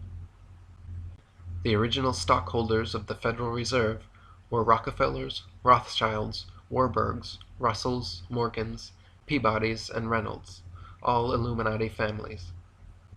Fritz Springmeier wrote, "The Federal Reserve Bank of New York was controlled by 5 banks which owned 53% of its stock. These 5 banks were controlled by Nathan M. Rothschilds and Sons of London. Control over the U.S. Fed is basically control over the world's money. That fact alone shows how immense the Rothschilds' power is. If one examines who has been appointed to head the Fed and to run it, the connections of the Federal Reserve System to the Rothschilds can further be seen. Another private enterprise using the name Federal that the Rothschilds also direct is Federal Express. Anyone else might be taken to court for making their businesses sound like they are government, not the Rothschilds. It is appropriate for them to appropriate the name of Federal because, by way of MI6 via the CIA, they instruct the U.S. government. Senators are bought and paid off by their system, as investigators of the BCCI are discovering. In 1913, in an effort to pacify dissenters, The conspirators pre-planned a fake opposition to their central bank scheme. House Banking and Currency Committee Chairman Carter Glass wrote what was promoted as an alternative solution, the Federal Reserve Act. Jim Marrs wrote, Jekyll Island planners Vanderlip and Aldrich spoke out venomously against Glass's bill, even though entire sections were identical to the Aldrich plan. It was clearly an effort to garner public support for the Glass bill by the appearance of banker opposition. The appearance of opposition by Wall Street was necessary. William McAdoo, Wilson's son-in-law, who was appointed Secretary of the Treasury, later revealed, bankers fought the Federal Reserve Act with the tireless energy of men fighting a forest fire. They said it was populistic, socialistic, half-baked, destructive, infantile, badly conceived, and unworkable. However, McAdoo said in interviews with these bankers, I perceived gradually, through all the haze and smoke of controversy, that the banking world was not really as much opposed to the bill as it pretended to be. Wilson signed the Federal Reserve Act on December 23, 1913, just 2 days before Christmas, with some congressmen already home for the holidays, and with the average citizen's attention clearly elsewhere. In 1913, Congressman Lindbergh warned that the Federal Reserve System establishes the most gigantic trust on earth. When the President signs this act, the invisible government by the monetary power will be legitimized. The new law will create inflation whenever the trusts want inflation. From now on, depressions will be scientifically created. After the bankers finished profiting from the World War, they decided to cause an economic depression in the U.S. so that they could further buy up the market, further expand government, and further control the American people. Creating booms, busts, recessions, and depressions is completely scientific when you decide the amount of money printed and circulated. As Nobel Prize-winning economist Milton Friedman said, the Federal Reserve definitely caused the Great Depression by contracting the amount of currency in circulation by 1/3 from 1929 to 1933. Gary Allen wrote, to think that the crash of 1929 was an accident or the result of stupidity defies all logic. The international bankers who promoted the inflationary policies and pushed the propaganda which pumped up the stock market represented too many generations of accumulated expertise to have blundered it into the Great Depression. It was the game of boom and bust, using economic crisis to consolidate political power at the top where it can be most easily controlled. The major cause of the economic collapse was the deliberately created credit inflation by the Federal Reserve. In 6 years, it had inflated the money supply by 62%, inducing market speculations and unwise investments by middle Americans who were being set up for a shearing. When the shearing came, the sheep took a realistic look at their economy and panicked. Optimism was replaced by economic despair. Despair produced a willingness to accept a major expansion of government controls over the economy. During the Depression, Congressman Louis T. McFadden was a very outspoken voice against the Federal Reserve. Regarding the Great Depression, he said, "It was not accidental. It was a carefully contrived occurrence. The international bankers sought to bring about a condition of despair here so that they might emerge as rulers of us all." In 1932, he said, Quick pause and a quick warm welcome shout out. Locksmart's in the house. Much love, Locksmart. Appreciate you being here as always, my brother. Much love and welcome, welcome. "We have in this country one of the most corrupt institutions the world has ever known. I refer to the Federal Reserve Board and the Federal Reserve Banks. The Federal Reserve Board has cheated the people of the United States out of enough money to pay the national debt 3 times over. This evil institution has impoverished and ruined the people of the United States, has bankrupted itself, and has practically bankrupted our government. It has done this through the defects of the law under which it operates, through the maladministration of the law by the Federal Reserve Board, and through the corrupt practices of the moneyed vultures who control it." Proceeding McFadden's activism, he received a series of death threats, and then died of food poisoning shortly after, under suspicious circumstances. President Franklin D. Roosevelt said in 1933, The real truth of the matter is that a financial element in the large centers has owned the government since the days of Andrew Jackson. Ralph Epperson wrote, "Once inflation or deflation has been documented, the government economists point with pride at the supposed perpetrators, the public. They never direct their attention at the real culprit in America, the privately owned Federal Reserve System. This private banking establishment has complete control over the quantity of money in circulation. Therefore, they have the ability to create inflation or deflation whenever they choose to do so. Since the Great Depression, the Federal Reserve bankers have continued to manipulate the market for their own gain, and done so through periodic planned market plunges, after which they buy up all they can. In 1936 and 37, stock prices plummeted 50%. In 1948, dropped 16%. In 1953, down 13%. 1956 and 57, down 13%. And late in 57, down another 19%. It has continued like this every few years until today. In 1963, President Kennedy passed Executive Order 11110, which stripped the Federal Reserve from its power to loan money to the U.S. government. It also called for the printing of $450 billion in U.S.-backed debt-free currency, and gave the Treasury Department the authority to issue silver certificates against the Treasury's silver holdings. 6 months after this, JFK was killed. As soon as his successor Lyndon Johnson took office, the first thing he did was suspend the printing of JFK's silver certificates, and took them out of circulation. Ron Paul said, "It's money out of thin air. It's the secrecy of it all that's so bad. The ownership is by members of all the banks. It is something Congress created. The first central and national bank was created by Alexander Hamilton, and Jefferson got rid of it. The second one was gotten rid of by Andrew Jackson, and I'm just looking forward to being the president that gets rid of the third national bank." And Jordan Maxwell wrote, "Do you remember the television show called Mission Impossible? If you ever see a rerun, watch the opening of the show very closely. What will come up on the screen will be the insignia IMF, supposedly standing for the Impossible Mission Force. The Impossible Mission Force, the IMF, the International Monetary Fund, what were they always doing on the show? They were always tricking leaders out of positions of authority, assassinating somebody, helping people escape, or doing some other dirty deal, all in a..." Quick pause and a warm welcome. Shout out NWO Slayers in the house. Much love, my brother. Appreciate you being here. Shout out, shout out. War for power. Whose power? Of course, they were always working for some government, but the agents are not supposed to know who that is for sure. They just do their jobs, not knowing who's really hired them. The IMF just sends them out on a mission that they must perform at all costs. And if anyone should find out who's really pulling the strings, then the agents are told that we are going to disavow any connection to you. Well, that is the IMF, the International Monetary Fund, which is the power behind the Federal Reserve System, which is raping our country and destroying our economy.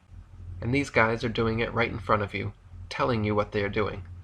But we just don't see it, even after they spell it out for us on television. They are even making comedies about it, like Get Smart. On one side you have chaos, and on the other you have control. And when you watch the show closely and ignore the foolishness, it is easy to see that the same operation is running both sides, creating chaos, then rushing in to control it, in order to accomplish an agenda. That is how it has always been. Get smart. They are telling you something. The Skull and Bones Secret Society was officially founded at Yale University in 1832, but finds its roots in Freemasonry, and takes its symbology from the Pirates and Brotherhood of Death. Like the Masons, Bonesmen choose their own initiates, and the only way to enter the Brotherhood is to be tapped by an existing member. Only 15 members are accepted each year, which is absolutely amazing, considering the number of important historical figures who just happen to be Skull and Bonesmen. For instance, U.S. Presidents William H. Taft, George Herbert Walker Bush, and George Walker Bush were all three members of Skull and Bones.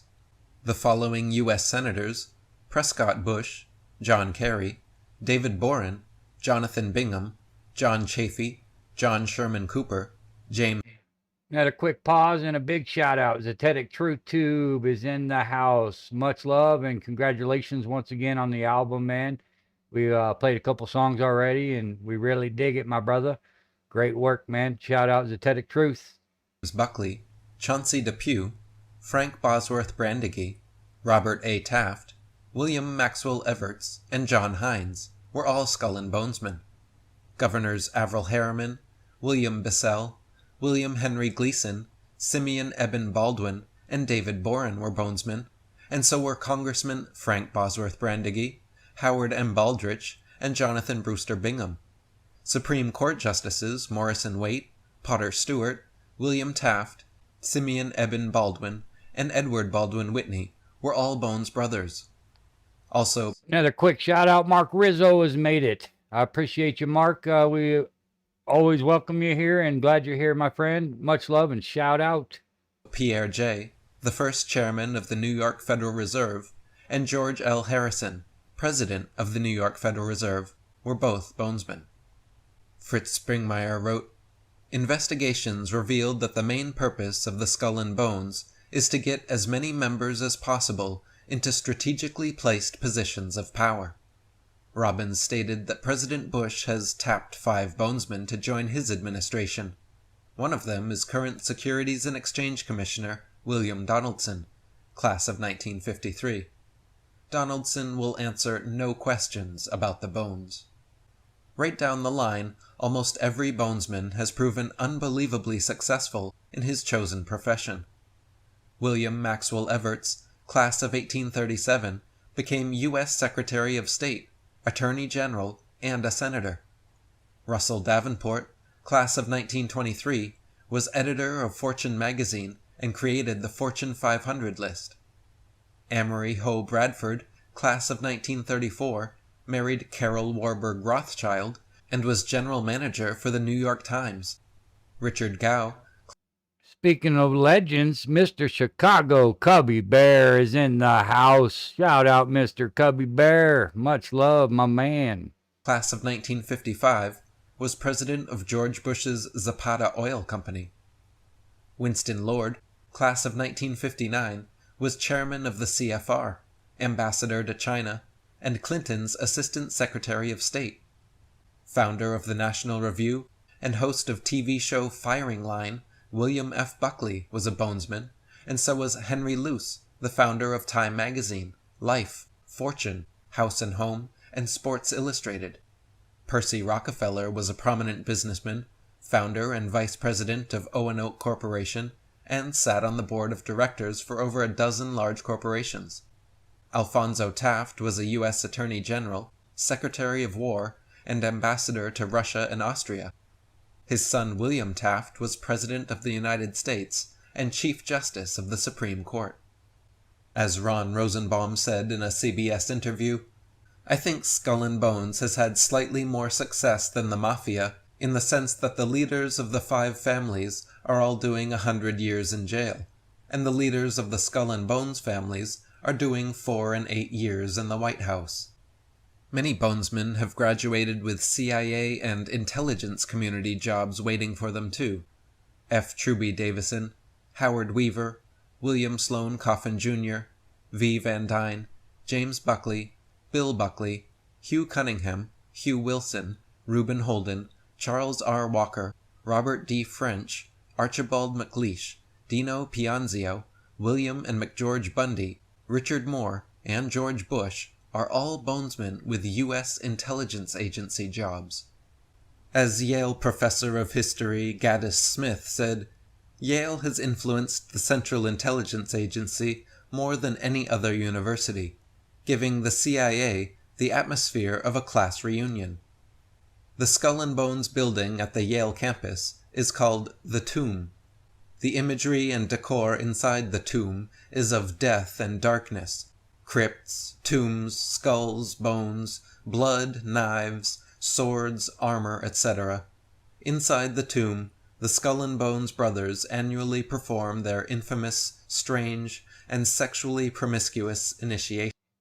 Another quick pause. DeWitt Straight Laces, my man, is in the house. And also Valley Parks has made it. Everybody give a warm welcome and a quick shout out. Ear-piercing screams are often heard from outside, and many say the tomb radiates negativity that they feel physically. In April 2001, ABC News and the New York Observer filmed bonesmen enacting mock throat-cutting rituals. In the most rumored ritual, it is said each Not sure if I shouted out Schneider, but if I didn't, shout out to Schneider as well. Much love, my friend. new initiate must lay down naked, blindfolded in a casket, and masturbate while other brothers stand in a circle watching. One particularly notable bonesman was George Bush Sr.'s grandfather, the banker and businessman George Herbert Walker, who was director of W.A. Harriman and Company, Harriman 15, American International Corporation, Georgian Manganese Corporation, Barnsdall Corporation, American Ship and Commerce Corporation, Union Banking Corporation, G.H. Walker and Company, Missouri Pacific Railroad, New Orleans, Texas, and Mexican railroads. He was also a golf enthusiast and president of the USGA United States Golf Association. The biennial Walker Cup is named after him. He had 3 sons who all graduated Yale and became skull and bonesmen as well. George Herbert Walker Jr., co-founder of the New York Mets. Dr. John M. Walker became a CEO, and Lewis Walker, a CIA agent. His daughter, Dorothy, married bonesman Prescott Bush, who would become a U.S. Senator, CBS Board of Directors, vice president of his father-in-law's business Harriman and Company, and father of George Bush. Skull and Bones members often pose on both sides of the political dichotomy.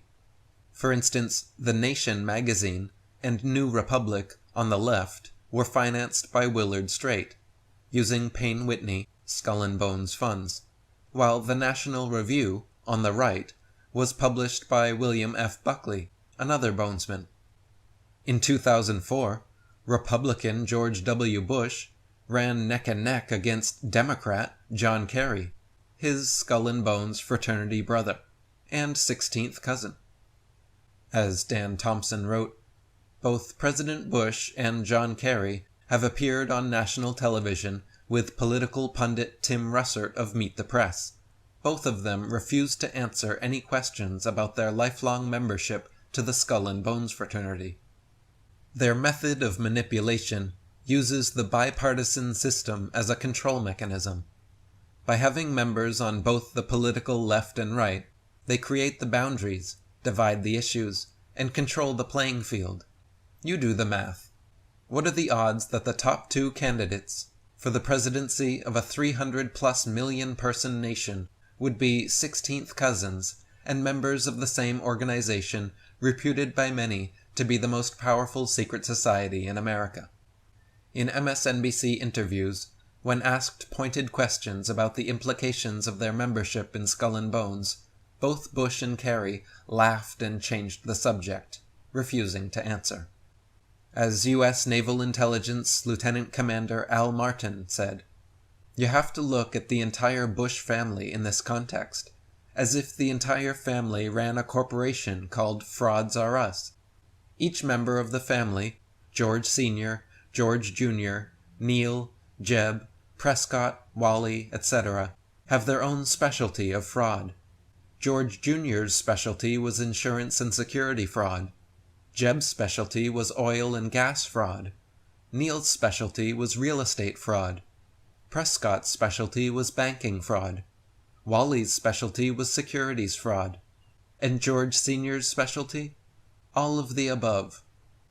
Prescott Bush, Jonathan Bush, George Herbert Walker, George Herbert Walker Bush, and George Walker Bush are all members of the Bush family in Skull and Bones. When George W. Bush entered office, he... Quick pause, quick shout out. Crashes82 has made it. Much love, my friend. Welcome, welcome. Shout out Crashes82. brought 5 bonesmen into his administration. Major players in Skull and Bones have financed both sides of world wars and the Russian Revolution. They have controlled the left-right political paradigm and helped pave the way for a new world order. In 1992, George H.W. Bush told White House reporter Sarah McClendon, quote, "If the people were to ever find out what we, the Bushes, have done, we would be chased down the streets and lynched." When French Freemason Pierre L'Enfant designed the layout of Washington, D.C., he placed occult symbols everywhere. The most impressive of these directly relates to the Bohemian Grove Society. When seen from an aerial view, the U.S. Congress building, surrounding roads, trees, and structures, clearly formed the picture of an owl sitting atop a pyramid. The same owl appears on the National Press Club logo, the Congress building itself, and the upper right-hand corner of every U.S. dollar bill. What does this owl symbolize, and why is it hidden in our architecture and currency? David Icke wrote, "The roads within the grounds of the Congress building make the very clear symbol of an owl. You also find that the owl is sitting on a pyramid, the pyramid and all-seeing owl. The collective word for owls is a parliament of owls, which is uncannily appropriate. The same owl symbol can be found hidden on the dollar bill if you know where to look and have a very powerful magnifying glass. I also understand a new pedestrianization scheme around Nelson's Column in Trafalgar Square, London, is going to look like an owl from above. There is a sexual playground for leading American and foreign politicians, mobsters, bankers, businessmen, top entertainers, etc., who are initiates of the Babylonian Brotherhood. It is called Bohemian Grove, 75 miles north of San Francisco in California, near the hamlet of Monte Rio, alongside the Russian River in Sonoma County. I went to the area in 1997 to have a look around, and when I told the hotel receptionist where I was going, she warned me to be very careful, because some people who had been to investigate had never been seen again. Bohemian Grove is a 2,700-acre forest retreat for the elite. Every July since 1873, hundreds, now thousands of top politicians, bankers, businessmen, and media personalities gather at the Grove for 2 weeks of events, ranging from the expected, such as meetings, speeches, and lectures, to the very unexpected, like drunken mass orgies and mock human sacrifice rituals affront a 40-foot-tall statue of a Babylonian owl god. Such craziness was often discounted as hearsay by naysayers, that is, until author and filmmaker Alex Jones infiltrated the Grove in 2000 and shot clear video footage of the cremation of care ritual in his film Dark Secrets Inside Bohemian Grove. Alex Jones said, "At this point, I should digress and go back and say that as we were walking into the Grove, we actually came within about 10 yards of the 40-foot stone owl that sits to the north side of the small lake. We were only about 7 yards away from the black altar that sits at the base of the owl. So already at this point, we had proven that the rumors were true. Yes, there is a giant stone owl. Yes, there is an altar. So I was there witnessing something right out of the medieval painter Hieronymus Bosch's vision of hell. Burning metal crosses, priests in red and black robes, with the high priest in a silver robe with a red cape, a burning body screaming in pain, a giant stone great-horned owl. World leaders, bankers, media, and the head of academia engaged in these activities. It was total insanity." Besides the occult ceremonies and sexual promiscuities, policy speeches are regularly given by members and guests as well. They even boast that the Manhattan Project was conceived at Bohemian Grove. Edward Teller, the father of the H-bomb, and Glenn Seaborg, who developed plutonium, were both Grovers. Other past and regular attendees include George Bush Sr. and Jr., Bill Clinton, Ronald Reagan, Richard Nixon, Jimmy Carter, Gerald Ford, Dwight Eisenhower, Lyndon Johnson, Herbert Hoover, Robert and Joseph Kennedy, David, Lawrence, and Nelson Rockefeller, Dick Cheney, Al Gore, Dan Quayle, Colin Powell, Henry Kissinger, Donald Rumsfeld, Newt Gingrich, Alan Greenspan, David Gergen, George Shultz, William Casey, William F. Buckley, Robert Novak, Ray Kroc, Prince Bandar bin Abdul Aziz, Mikhail Gorbachev, James Woolsey, Earl Warren, Walter Cronkite, William Randolph Hearst, Andrew Knight, Burt Bacharach, Bing Crosby, and Bob Hope, just to scratch the surface. Jordan Maxwell wrote, "Now I have to ask you, what are ex-presidents of the United States, such as Jimmy Carter, Richard Nixon, Gerald Ford, Ronald Reagan, and George Bush, doing there? These are all living presidents, standing there in unison, the whole line of them, in uniforms, looking like KKK members in front of a great bonfire, worshipping an owl. The last 2 weeks of July of every year, a secret meeting is held in our country in Northern California by the world's most powerful people. Bankers, politicians, industrialists, entertainment luminaries, a huge composite of puissant world figures. This group is directly linked with the European ruling elites and is commonly known as the Bohemian Society. Our now famous Council on Foreign Relations, the government behind the American government, is represented at the Bohemian Grove, along with members of the Bilderberg Group of Europe. A meeting is held once a year there to decide on a worldwide scale a manipulative agenda concerning your future. A shining example of true democracy carried on in the dark. Obviously, here your vote doesn't count. Appropriately, the owl was chosen as a symbol for this. All the legends are in here tonight. We want to give a warm welcome to Iron FE, has made it into the Foundry. Everybody give a warm welcome shout out, Iron FE. Much love, my friend. Ilk, for it too is at home in the dark. The name Bohemian carries a dictionary definition as a community of persons who adopt manners and mores conspicuously different from those expected or approved of by the majority of society, who disregard conventional standards of behavior. No wonder they want no input from you. The Round Table is a secret society that was started around the turn of the 20th century by Freemason and Rothschild agent Lord Alfred Milner, who was entrusted the mission by Cecil Rhodes. When statesman and businessman Cecil Rhodes died in 1902, he was one of the wealthiest men in the world. In his will, Rhodes devoted his entire fortune to the creation of the Round Table groups, the purpose of which would ultimately be to form a world government, or as he said in the will, to and for the establishment, promotion, and development of a secret society, the true aim and object whereof shall be for the extension of British rule throughout the world. Cecil Rhodes' strong desire for world government was epitomized in his statement, "I would annex the planets if I could." Dr. Carroll Quigley wrote, "In the middle 1890s, Rhodes had a personal income of at least £1 million sterling a year, which he spent so freely for mysterious purposes that he was usually overdrawn on his account. Cecil Rhodes' commitment to a conspiracy to establish world government was set down in a series of wills described by Frank Edelet in his book American Rhodes Scholarships.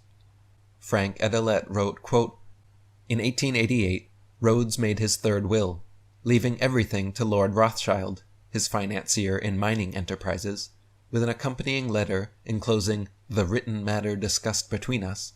The model for this proposed secret society was the Society of Jesus, though he mentions also the Masons. The secret society was organized on the conspiratorial pattern of circles within circles. Professor Quigley informs us that the central part of the secret society was established by March 1891 using Rhodes's money. The organization was run for Rothschild by Lord Alfred Milner. The Round Table worked behind the scenes at the highest levels of British government, influencing foreign policy and England's involvement and conduct of World War I. Bill Clinton was a Rhodes Scholar and a student of Round Table researcher Professor Quigley at Georgetown University. In his presidential acceptance speech, he thanked Dr. Quigley and called him his mentor. Carroll Quigley was not only a long-time researcher of the Round Table, but was brought inside for a couple years as official historian. He wrote about this in his 1966 book, Tragedy and Hope. Dr. Quigley wrote, "The Rhodes Scholarships, which Clinton received, are known to everyone. What is not so widely known is that Rhodes in 5 previous wills left his fortune to form a secret society, which was to devote itself to the preservation and expansion of the British Empire. And what does not seem to be known to anyone is that this secret society continues to exist to this day. There does exist, and has existed for a generation, an international Anglophile network which operates, to some extent, in the way the radical right believes the communists act. In fact, this network, which we may identify as the Round Table groups, has no aversion to cooperating with the communists, or any other groups, and frequently does so.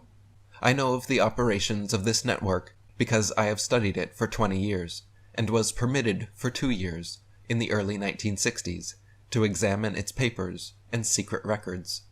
I have no aversion to it, or to most of its aims, and have, for much of my life, been close to it, and to many of its instruments.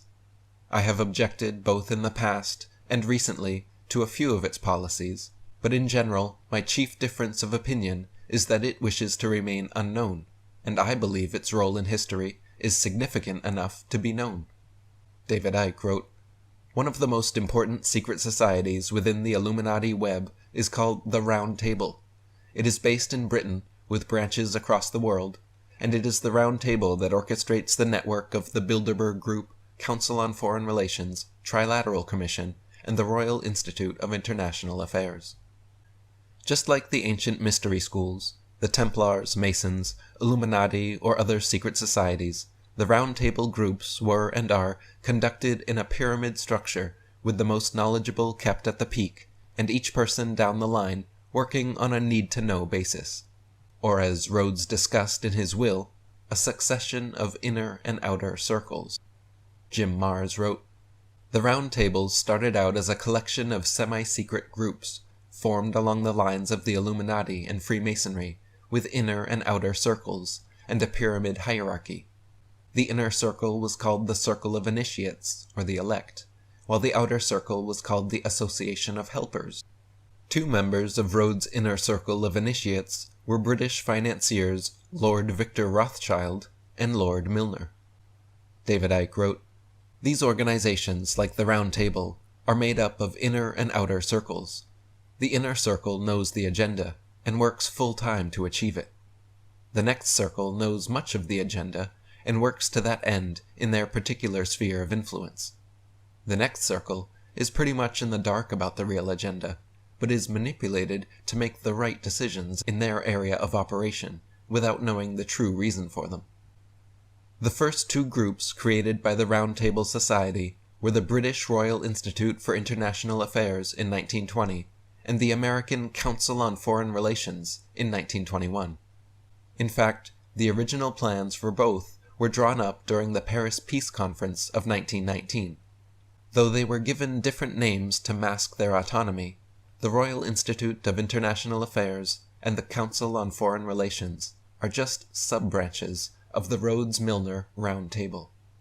Dr. Carroll Quigley wrote, "At the end of the War of 1914, it became clear that the organization of this system had to be greatly extended. The front organization, called the Royal Institute of International Affairs, had its nucleus in each area the existing submerged Round Table group. In New York, it was known as the Council on Foreign Relations, and was a front for J.P. Morgan and Company." Gary Allen wrote, "Later, the plan was changed to create an ostensible autonomy because, quote, it seemed unwise to set up a single institute with branches. It had to be made to appear that the CFR in America and the RIIA in Britain were really independent bodies, lest the American public become aware the CFR was in fact a subsidiary of the Round Table Group and react in patriotic fury. This is the group which designed the United Nations, the first major successful step on the road to a world superstate. At least 47 CFR members were among the American delegates to the founding of the United Nations in San Francisco in 1945. Today, the CFR remains active in working toward its final goal of a government over all the world, a government which the insiders and their allies will control. The goal of the CFR is simply to abolish the United States with its constitutional guarantees of liberty, and they don't even try to hide it.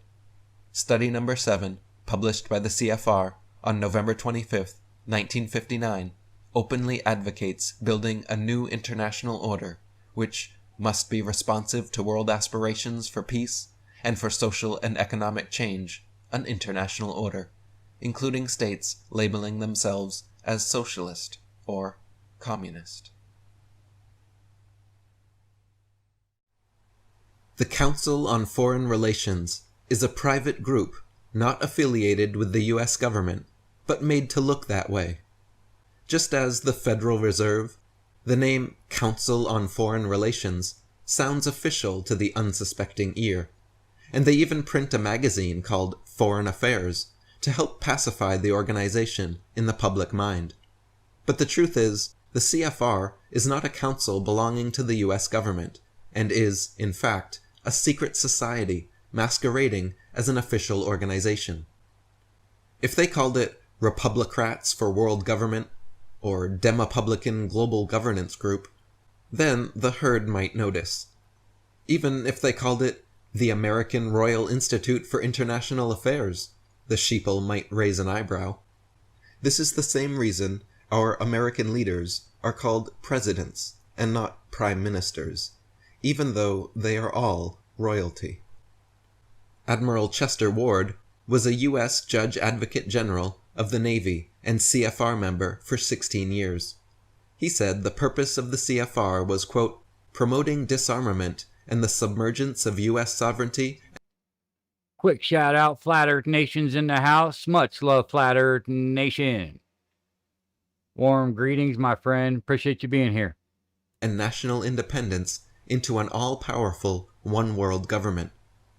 In his book, Kissinger on the Couch, Ward wrote, "The lust to surrender the sovereignty and independence of the United States is pervasive throughout most of the membership, and particularly in the leadership of several divergent cliques that make up what is actually a polycentric organization." Harper's in July 1958 wrote, "The most powerful clique in these CFR groups has one objective in common.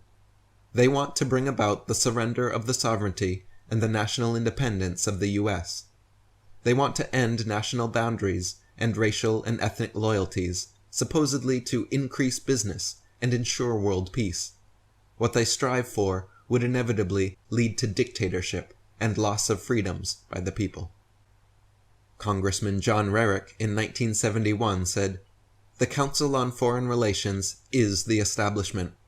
Not only does it have influence and power in key decision-making positions at the highest levels of government to apply pressure from above, but it also announces and uses individuals and groups to bring pressure from below, to justify the high-level decisions for converting the U.S. from a sovereign constitutional republic into a servile member state of a one-world dictatorship."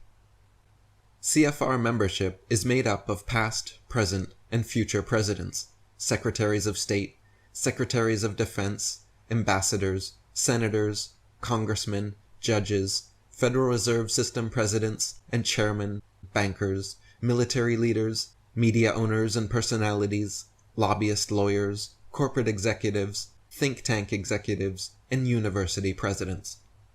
CFR membership is composed of the most influential Americans of the century.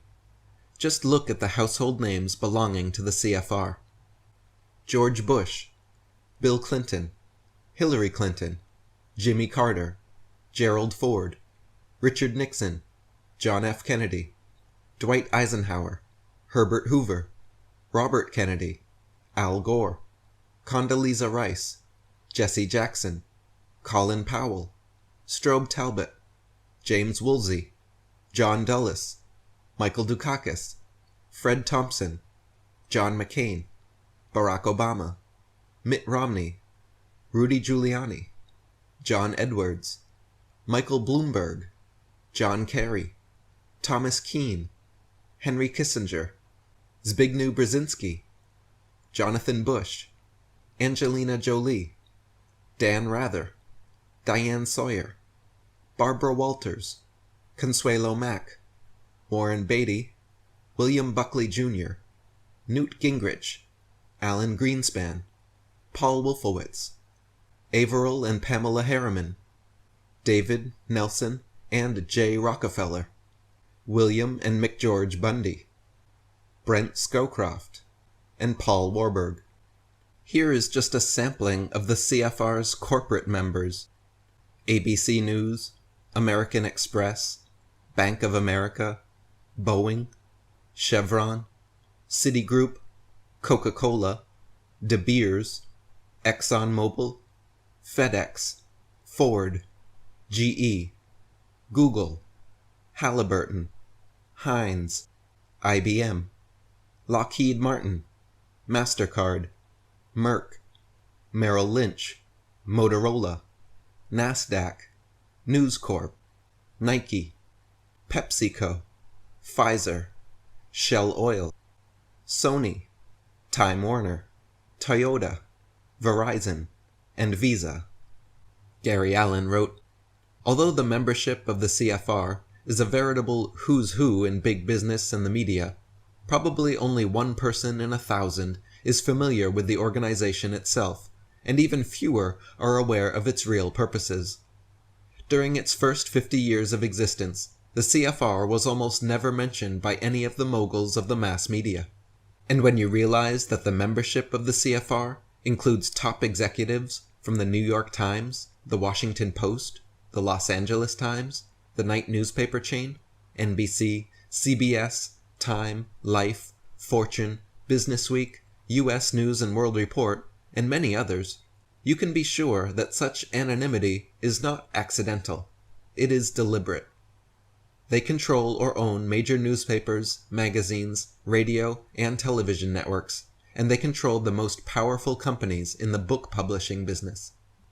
Nearly every U.S. president since its inception has been a CFR member. Even the non-CFR presidents have had administrations full of members. For instance, Ronald Reagan wasn't a CFR member, but his vice president George Bush was CFR, and so were 28 members of his transition team alone. George W. Bush was not a CFR member either, but his father and uncle are. His vice president Dick Cheney is, and his administration is swarming with them. At the founding meeting of the United Nations, there were 74 CFR members. The Clinton administration had over 100 CFR members. The Nixon administration had over 115 CFR members, all in key executive branch positions, most of whom continued through the Ford years, and a few of whom are still in power today. The Council on Foreign Relations, like Skull and Bones, always promotes candidates from both the Democrat and Republican parties, thus ensuring a win for the New World Order.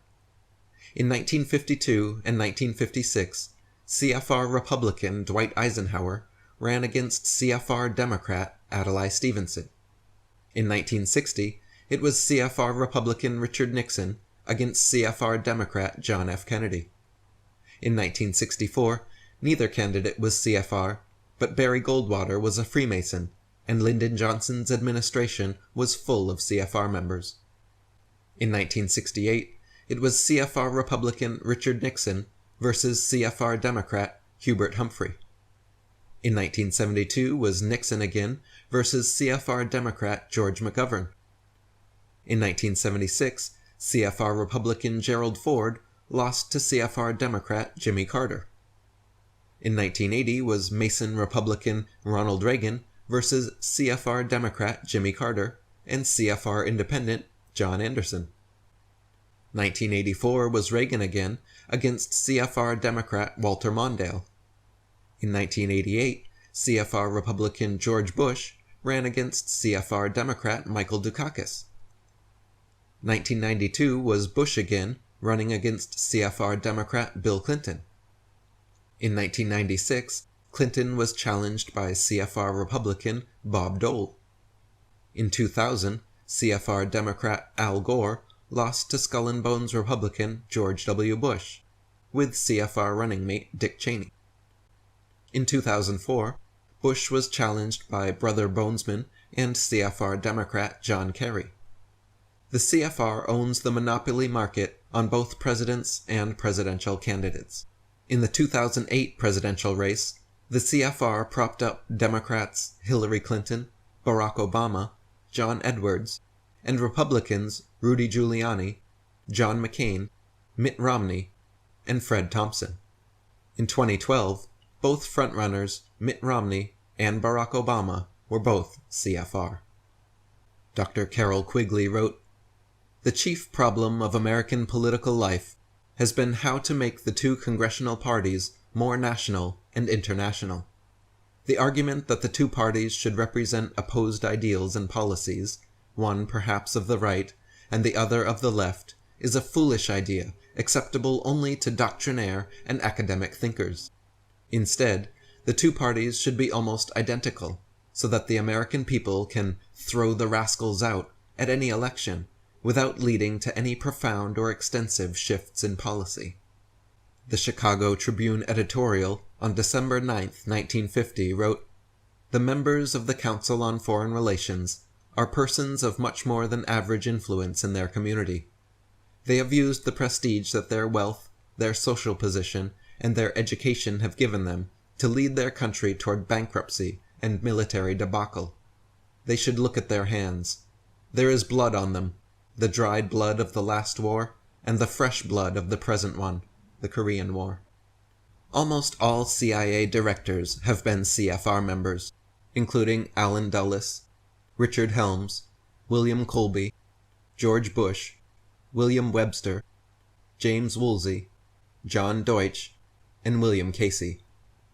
Many U.S. senators were also members, including David Boren, William Bradley, John Chafee, William Cohen, Christopher Dodd, Bob Graham, Joseph Lieberman, George Mitchell, Claiborne Pell, Larry Pressler, Charles Robb, John D. Rockefeller, and William Roth Jr. For U.S. congressional representatives, there has been Howard Berman, Thomas Foley, Sam Gedgenson, Richard Gephardt, Newt Gingrich, Amory Houghton Jr., Nancy Lee Johnson, John Lewis, Robert Matsui, Dave McCurdy, Eleanor Holmes Norton, Thomas L. Petrie, Carlos Romero Barcelo, Patricia Schroeder, Peter Smith, Olympia Snow, John Spratt, and Louis Stokes. As for Secretaries of Defense, Neil McElroy, Robert Gates, Robert McNamara, Melvin Laird, Elliot Richardson, Donald Rumsfeld, Harold Brown, Caspar Weinberger, Frank Carlucci, and Dick Cheney. And U.S. ambassadors to Australia, Britain, Chile, Czech Republic, France, India, Italy, Japan, Korea, Mexico, Nigeria, Philippines, Poland, Romania, Russia, Spain, South Africa, and Syria. This is just a sampling of the high-level government positions held by hundreds, if not thousands, of CFR members. As Robert Anton Wilson said, if the CFR had millions of members, like, say, the Presbyterian Church, this list might not mean much. But the CFR only has 3,200 members. And Gary Allen wrote, "The plan, as publicly stated by the CFR's Richard Gardner, part-time State Department functionary and Columbia University professor of law and international organization, amounts to this. Instead of trying to make the UN a complete world dictatorship immediately, the establishment will identify different problems in different countries.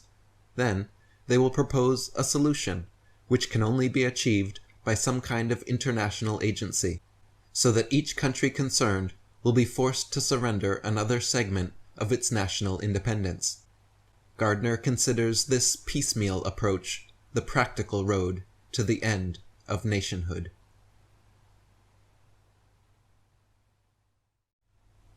The Bilderberg Group is an annual conference of elites so secretive it was nameless until being coined the Bilderberg Group after its original meeting place.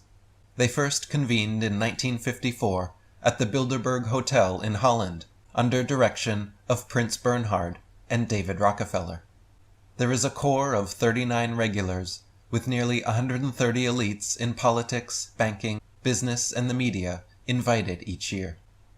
Paul Joseph Watson wrote, Surely senior officials of the World Trade Organization, Federal Reserve, financial institutions like Rockefeller, the man himself, the EU and UN world government models, and corporate oil conglomerates couldn't belong to the same group as the leading politicians and the media. Well, they do. They all belong to the Bilderberg Group. Alex Jones wrote, in 1954, the elite of the world met in secret at the Bilderberg Hotel in Holland. The Bilderberg Group would later admit that their mission was the formation of the EU. Once the EU was established, under the guise of trade deals, a North American Union and Asian Union would be formed. The three interlocking superstates form the core of the world government, while the United Nations would serve as a world regulatory and enforcement body over the Third World subregions. The Bilderberg Group consists of the heads of all the managing roundtable groups that steer individual countries. Picture the elite power structure of the world as a giant pyramid, with only the elite of the elite at the tip-top of the capstone. The group has been so secretive that until the mid-1980s, the controlled corporate media denied its existence. Into the late 1990s, coverage only consisted of rare one-line mentions, but with the rise of the alternative media, their stranglehold on information has begun to slip. In the Illuminati hierarchy, Bilderberg Group is above and controls the Council on Foreign Relations, the Royal Institute of International Affairs, and the Trilateral Commission. It is composed of kings, queens, princes and princesses, presidents and prime ministers from all over the world, IMF, World Bank, and Federal Reserve heads, U.S. senators, CFR members, EU commissioners, Rockefellers, Rothschilds, journalists, TV news anchors, CEOs, and more. The last 6 heads of NATO have been from the Bilderberg Group. In 1991, Bill Clinton was invited, and the next year became president. Hillary has also been to Bilderberg. Other notable attendees include Margaret Thatcher, Tony Blair, Gordon Brown, Dan Quayle, Alan Greenspan, Gerald Ford, Henry Kissinger, Richard Pearl, Donald Rumsfeld, Colin Powell, William Perry, Prince Charles, Prince Philip, King Juan Carlos and Queen Sofia of Spain, Queen Beatrix and Prince Bernhard of the Netherlands, Peter Jennings, Rupert Murdoch, William F. Buckley Jr., Nelson J. and David Rockefeller, Jacob, Guy, Evelyn, Emma, and Lynn Rothschild, Sigmund, and Eric Warburg. Gary Allen wrote, the Bilderbergs meet once or sometimes twice a year. Those in attendance include leading political and financial figures from the United States and Western Europe. Prince Bernhard makes no effort to hide the fact that the ultimate goal of the Bilderbergers is a world government. In the meantime, while the New World Order is being built, the Bilderbergers coordinate the efforts of the European and American power elites. Prince Bernhard's counterpart among the American Bilderbergers is David Rockefeller, chairman of the board of the CFR, whose economic base is the giant Chase Manhattan Bank and Standard Oil.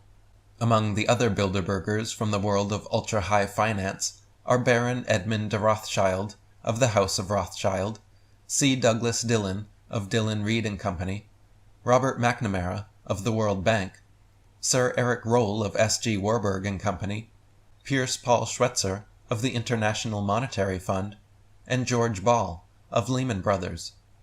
Every single one of those named as past and present members of the Bilderberger Steering Committee is or was a member of the Council on Foreign Relations. If you have never heard of Bilderberg, it's likely because the heads of CNN, Fox News, Newsweek, Time, The Washington Post, The Wall Street Journal, and many other media outlets are regular attendees.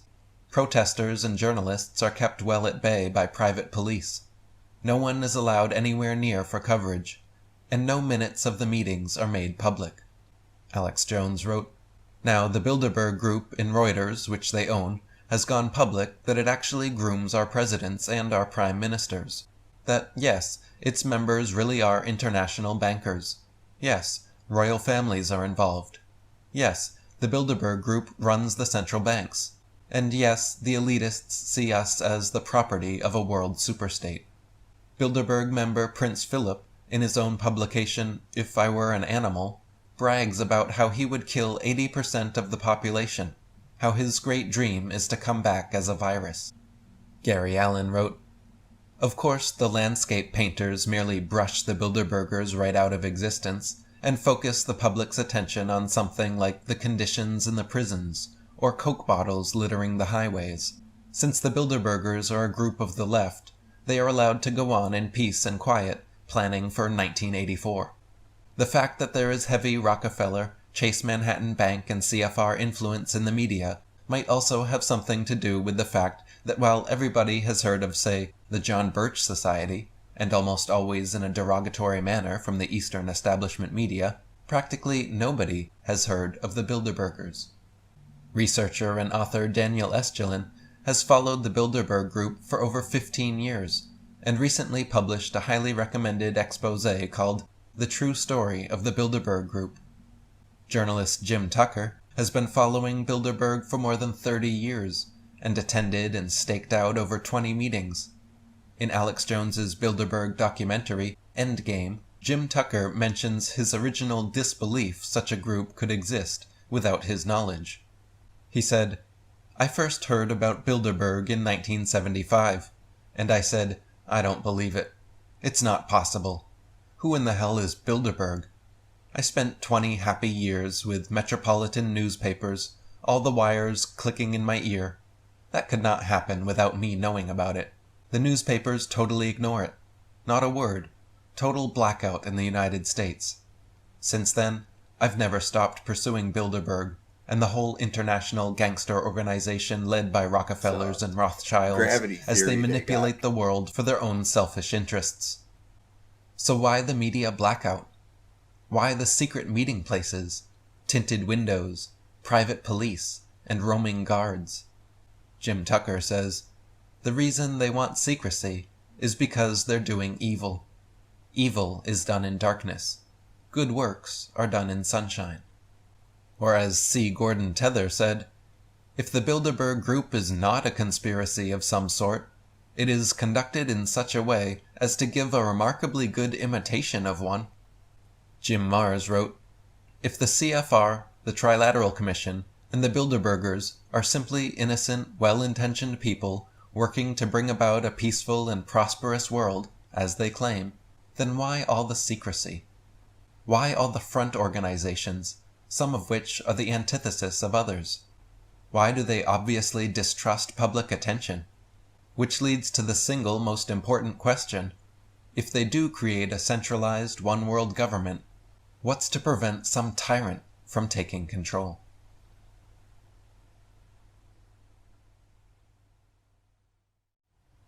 The Trilateral Commission was founded by David Rockefeller and Zbigniew Brzezinski in July 1973, and is composed of approximately 325 elites in business, banking, and politics. The Trilateral Commission is propagated as being an economic cooperation between America, Europe, and Japan, but in reality is another secretive society and organization, this one specializing in creating the trilateral economic interdependence necessary to bring in the New World Order system of world currency and world governance. They are setting up the framework and power structure necessary for these multinational banks and corporations to assume total control, dominating the world's populations, governments, and economies. Alex Christopher wrote, "The Trilateral Commission is an international organization founded by David Rockefeller, who also had a part in the founding of the Council on Foreign Relations, and who is chairman of the board. The Trilateral Commission is the Illuminati's attempt to unite Western Europe's common market, Japan, Canada, and the United States into an economic and political confederacy.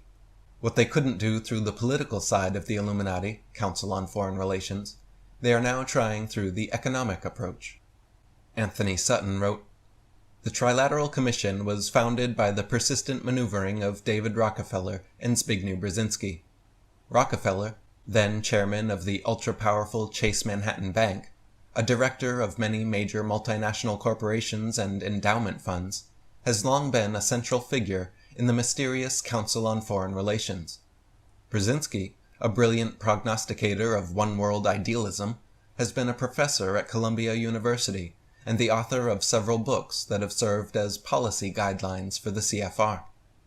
Brzezinski served as the Trilateral Commission's executive director from its inception in 1973 until late 1976, when he was appointed by President Carter as Assistant to the President for National Security Affairs. Some notable members of the Trilateral Commission include George Bush, Dick and Lynn Cheney, Bill Clinton, Al Gore, Jimmy Carter, Walter Mondale, David Rockefeller, Zbigniew Brzezinski, Henry Kissinger, David Gergen, Richard Holbrooke, Madeleine Albright, Robert McNamara, Paul Volcker, Alan Greenspan, and Paul Wolfowitz. U.S. Senators Dianne Feinstein, Robert Taft Jr., Charles Robb, William Cohen, and John Glenn. Congressmen, ambassadors, secretaries of Treasury, State, and many other political figures are trilateralists. There are also many banking institutions represented at trilateral meetings, including the European Central Bank, World Bank, IMF, the Federal Reserve, Chase Morgan, Citibank, Bank of America, Bank One, Bank of Tokyo, Bank of Japan, and more. Also, plenty of multinational corporate interests are represented, including Fuji Xerox, Goldman Sachs, AIG, ExxonMobil, Shell, Chevron, Texaco, Sony, Samsung, Comcast, Time Warner, Carlyle Group, Levi Strauss, Daikin, Sara Lee, GE, GM, Ford, Chrysler, Toyota, Mitsubishi, Johnson & Johnson, IBM, Boeing, and Citigroup. Laurie Strand wrote, "Many of the original members of the Trilateral Commission are now in positions of power where they are able to implement policy recommendations of the Commission, recommendations that they themselves prepared on behalf of the Commission. It is for this reason that the Commission has acquired a reputation for being the shadow government of the West. The Trilateral Commission's tentacles have reached so far in the political and economic sphere that it has been described by some as a cabal of powerful men out to control the world by creating a supranational community dominated by the multinational corporations." Senator Barry Goldwater wrote, "David Rockefeller's newest international cabal, the Trilateral Commission, is intended to be the vehicle for multinational consolidation of the commercial and banking interests by seizing control of the political government of the United States. The Trilateral Commission represents a skillful, coordinated effort to seize control and consolidate the four centers of power: political, monetary, intellectual, and ecclesiastical. All this is to be done in the interest of creating a more peaceful, more productive world community. What the Trilateralists truly intend is the creation of a worldwide economic power superior to the political governments of the nation-states involved. They believe the abundant materialism they propose to create will overwhelm existing differences. As managers and creators of the system, they will rule the future." During the birth of the Trilateral Commission was the U.S. Carter administration, which was full of members. President Jimmy Carter and Vice President Walter Mondale were trilateralists. Carter's Secretaries of State, Defense, and Treasury, Vance Brown and Blumenthal, were all members. Carter's National Security Advisor Zbigniew Brzezinski co-founded the commission, and on top of that, Carter placed 26 other members into senior administrative positions. Brzezinski wrote of the commission in his book Power and Principle, saying, "Contrary to the myth, the Trilateral Commission is not a conspiracy designed to dominate the world, but genuinely strives to engage Americans, Western Europeans, and Japanese in a common endeavor to shape a more cooperative world." In the same book, he wrote, "All the key foreign policy makers of the Carter administration had previously served in the Trilateral Commission." The next president, Ronald Reagan, was not a trilateral member, but his vice president George Bush was, and so were many men in his administration. After Reagan was 8 years of Bush the trilateralist, then 8 years of Clinton the trilateralist, both of whom appointed dozens of other members to high-level positions. Bush Jr. is not a member, but his father is, his Vice President Cheney is, and he has appointed members to his cabinet.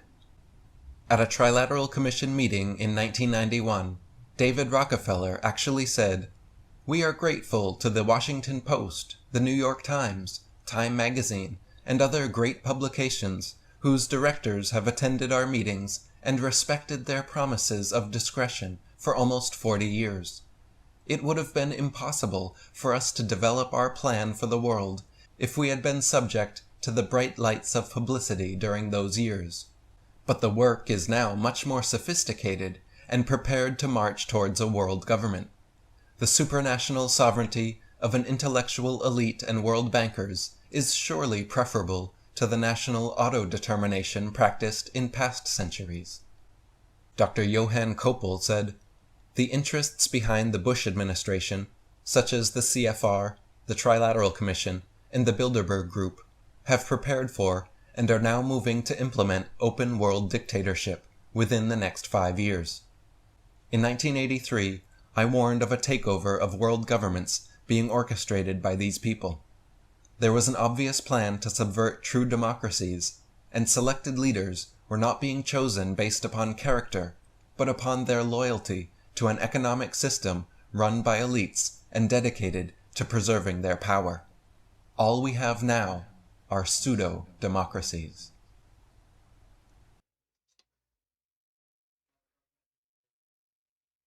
All right, all right, all right. Looks like we made it through. That was pretty epic. A lot of stuff that we already are full aware of, but I felt that he did a good job of putting it all together. A couple of us here were talking about he's reading some of the script that he's implying that they're all scripted anyway, and then he's pretty much appealing to their history about some of these presidents and stuff. But we're all human, and not one single person knows all the answers, and a lot of us get there at different times. Everyone has their own timeline and wake up, and we're not all on the same page at the same time. So it's a journey for each of us. But yeah, I think that we aren't going to show the other one. The other one's pretty long. We might save that for next time. I'm thinking maybe even going on Wednesday and watching that one, the Scamtarctica with Thor, which is also pretty good, definitely. But I know Sav is on right now, and I think we're going to go ahead and rate them and send everybody over there. And I just want to show appreciation and a big thanks to all of you guys. The Foundry is definitely the real deal, Holyfield. We had a lot of good people in here tonight, and I'm humbled. So I'm going to go ahead and drop Sav's link in here and play us out with an outro of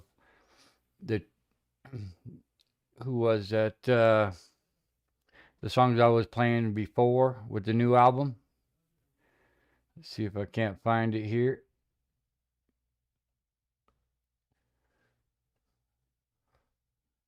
The Scamtarctica3. The earth is flat and NASA is full of shit.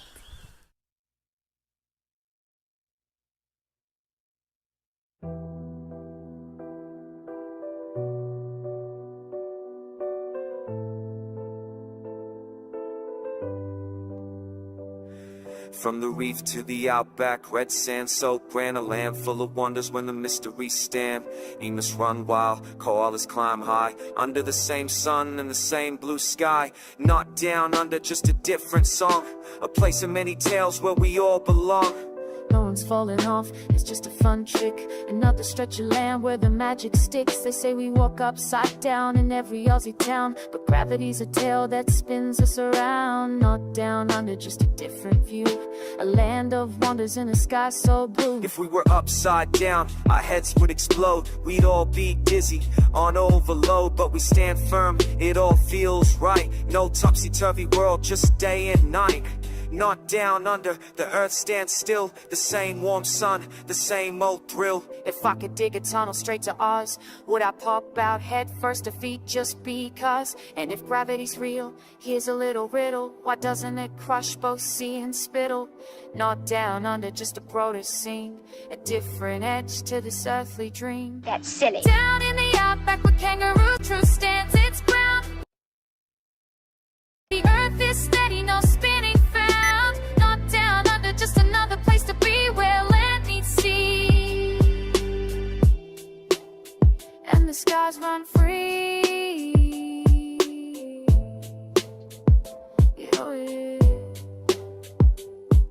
if a plane takes off and never dips low? Would it fly off to space? We may never know. The gyroscope holds true, no curve to chase. It questions the shape and challenges space. Crossing the equator, does the world spin around? Or is that just noise with no solid ground? It's not raining upwards, trees don't grow down. They stretch towards the sun in every town. No topsy-turvy, no twist of fate. Nature moves true, it's never late. They say water spins the other way, but we see it's all about the nozzle and the ball. Fair dinkum.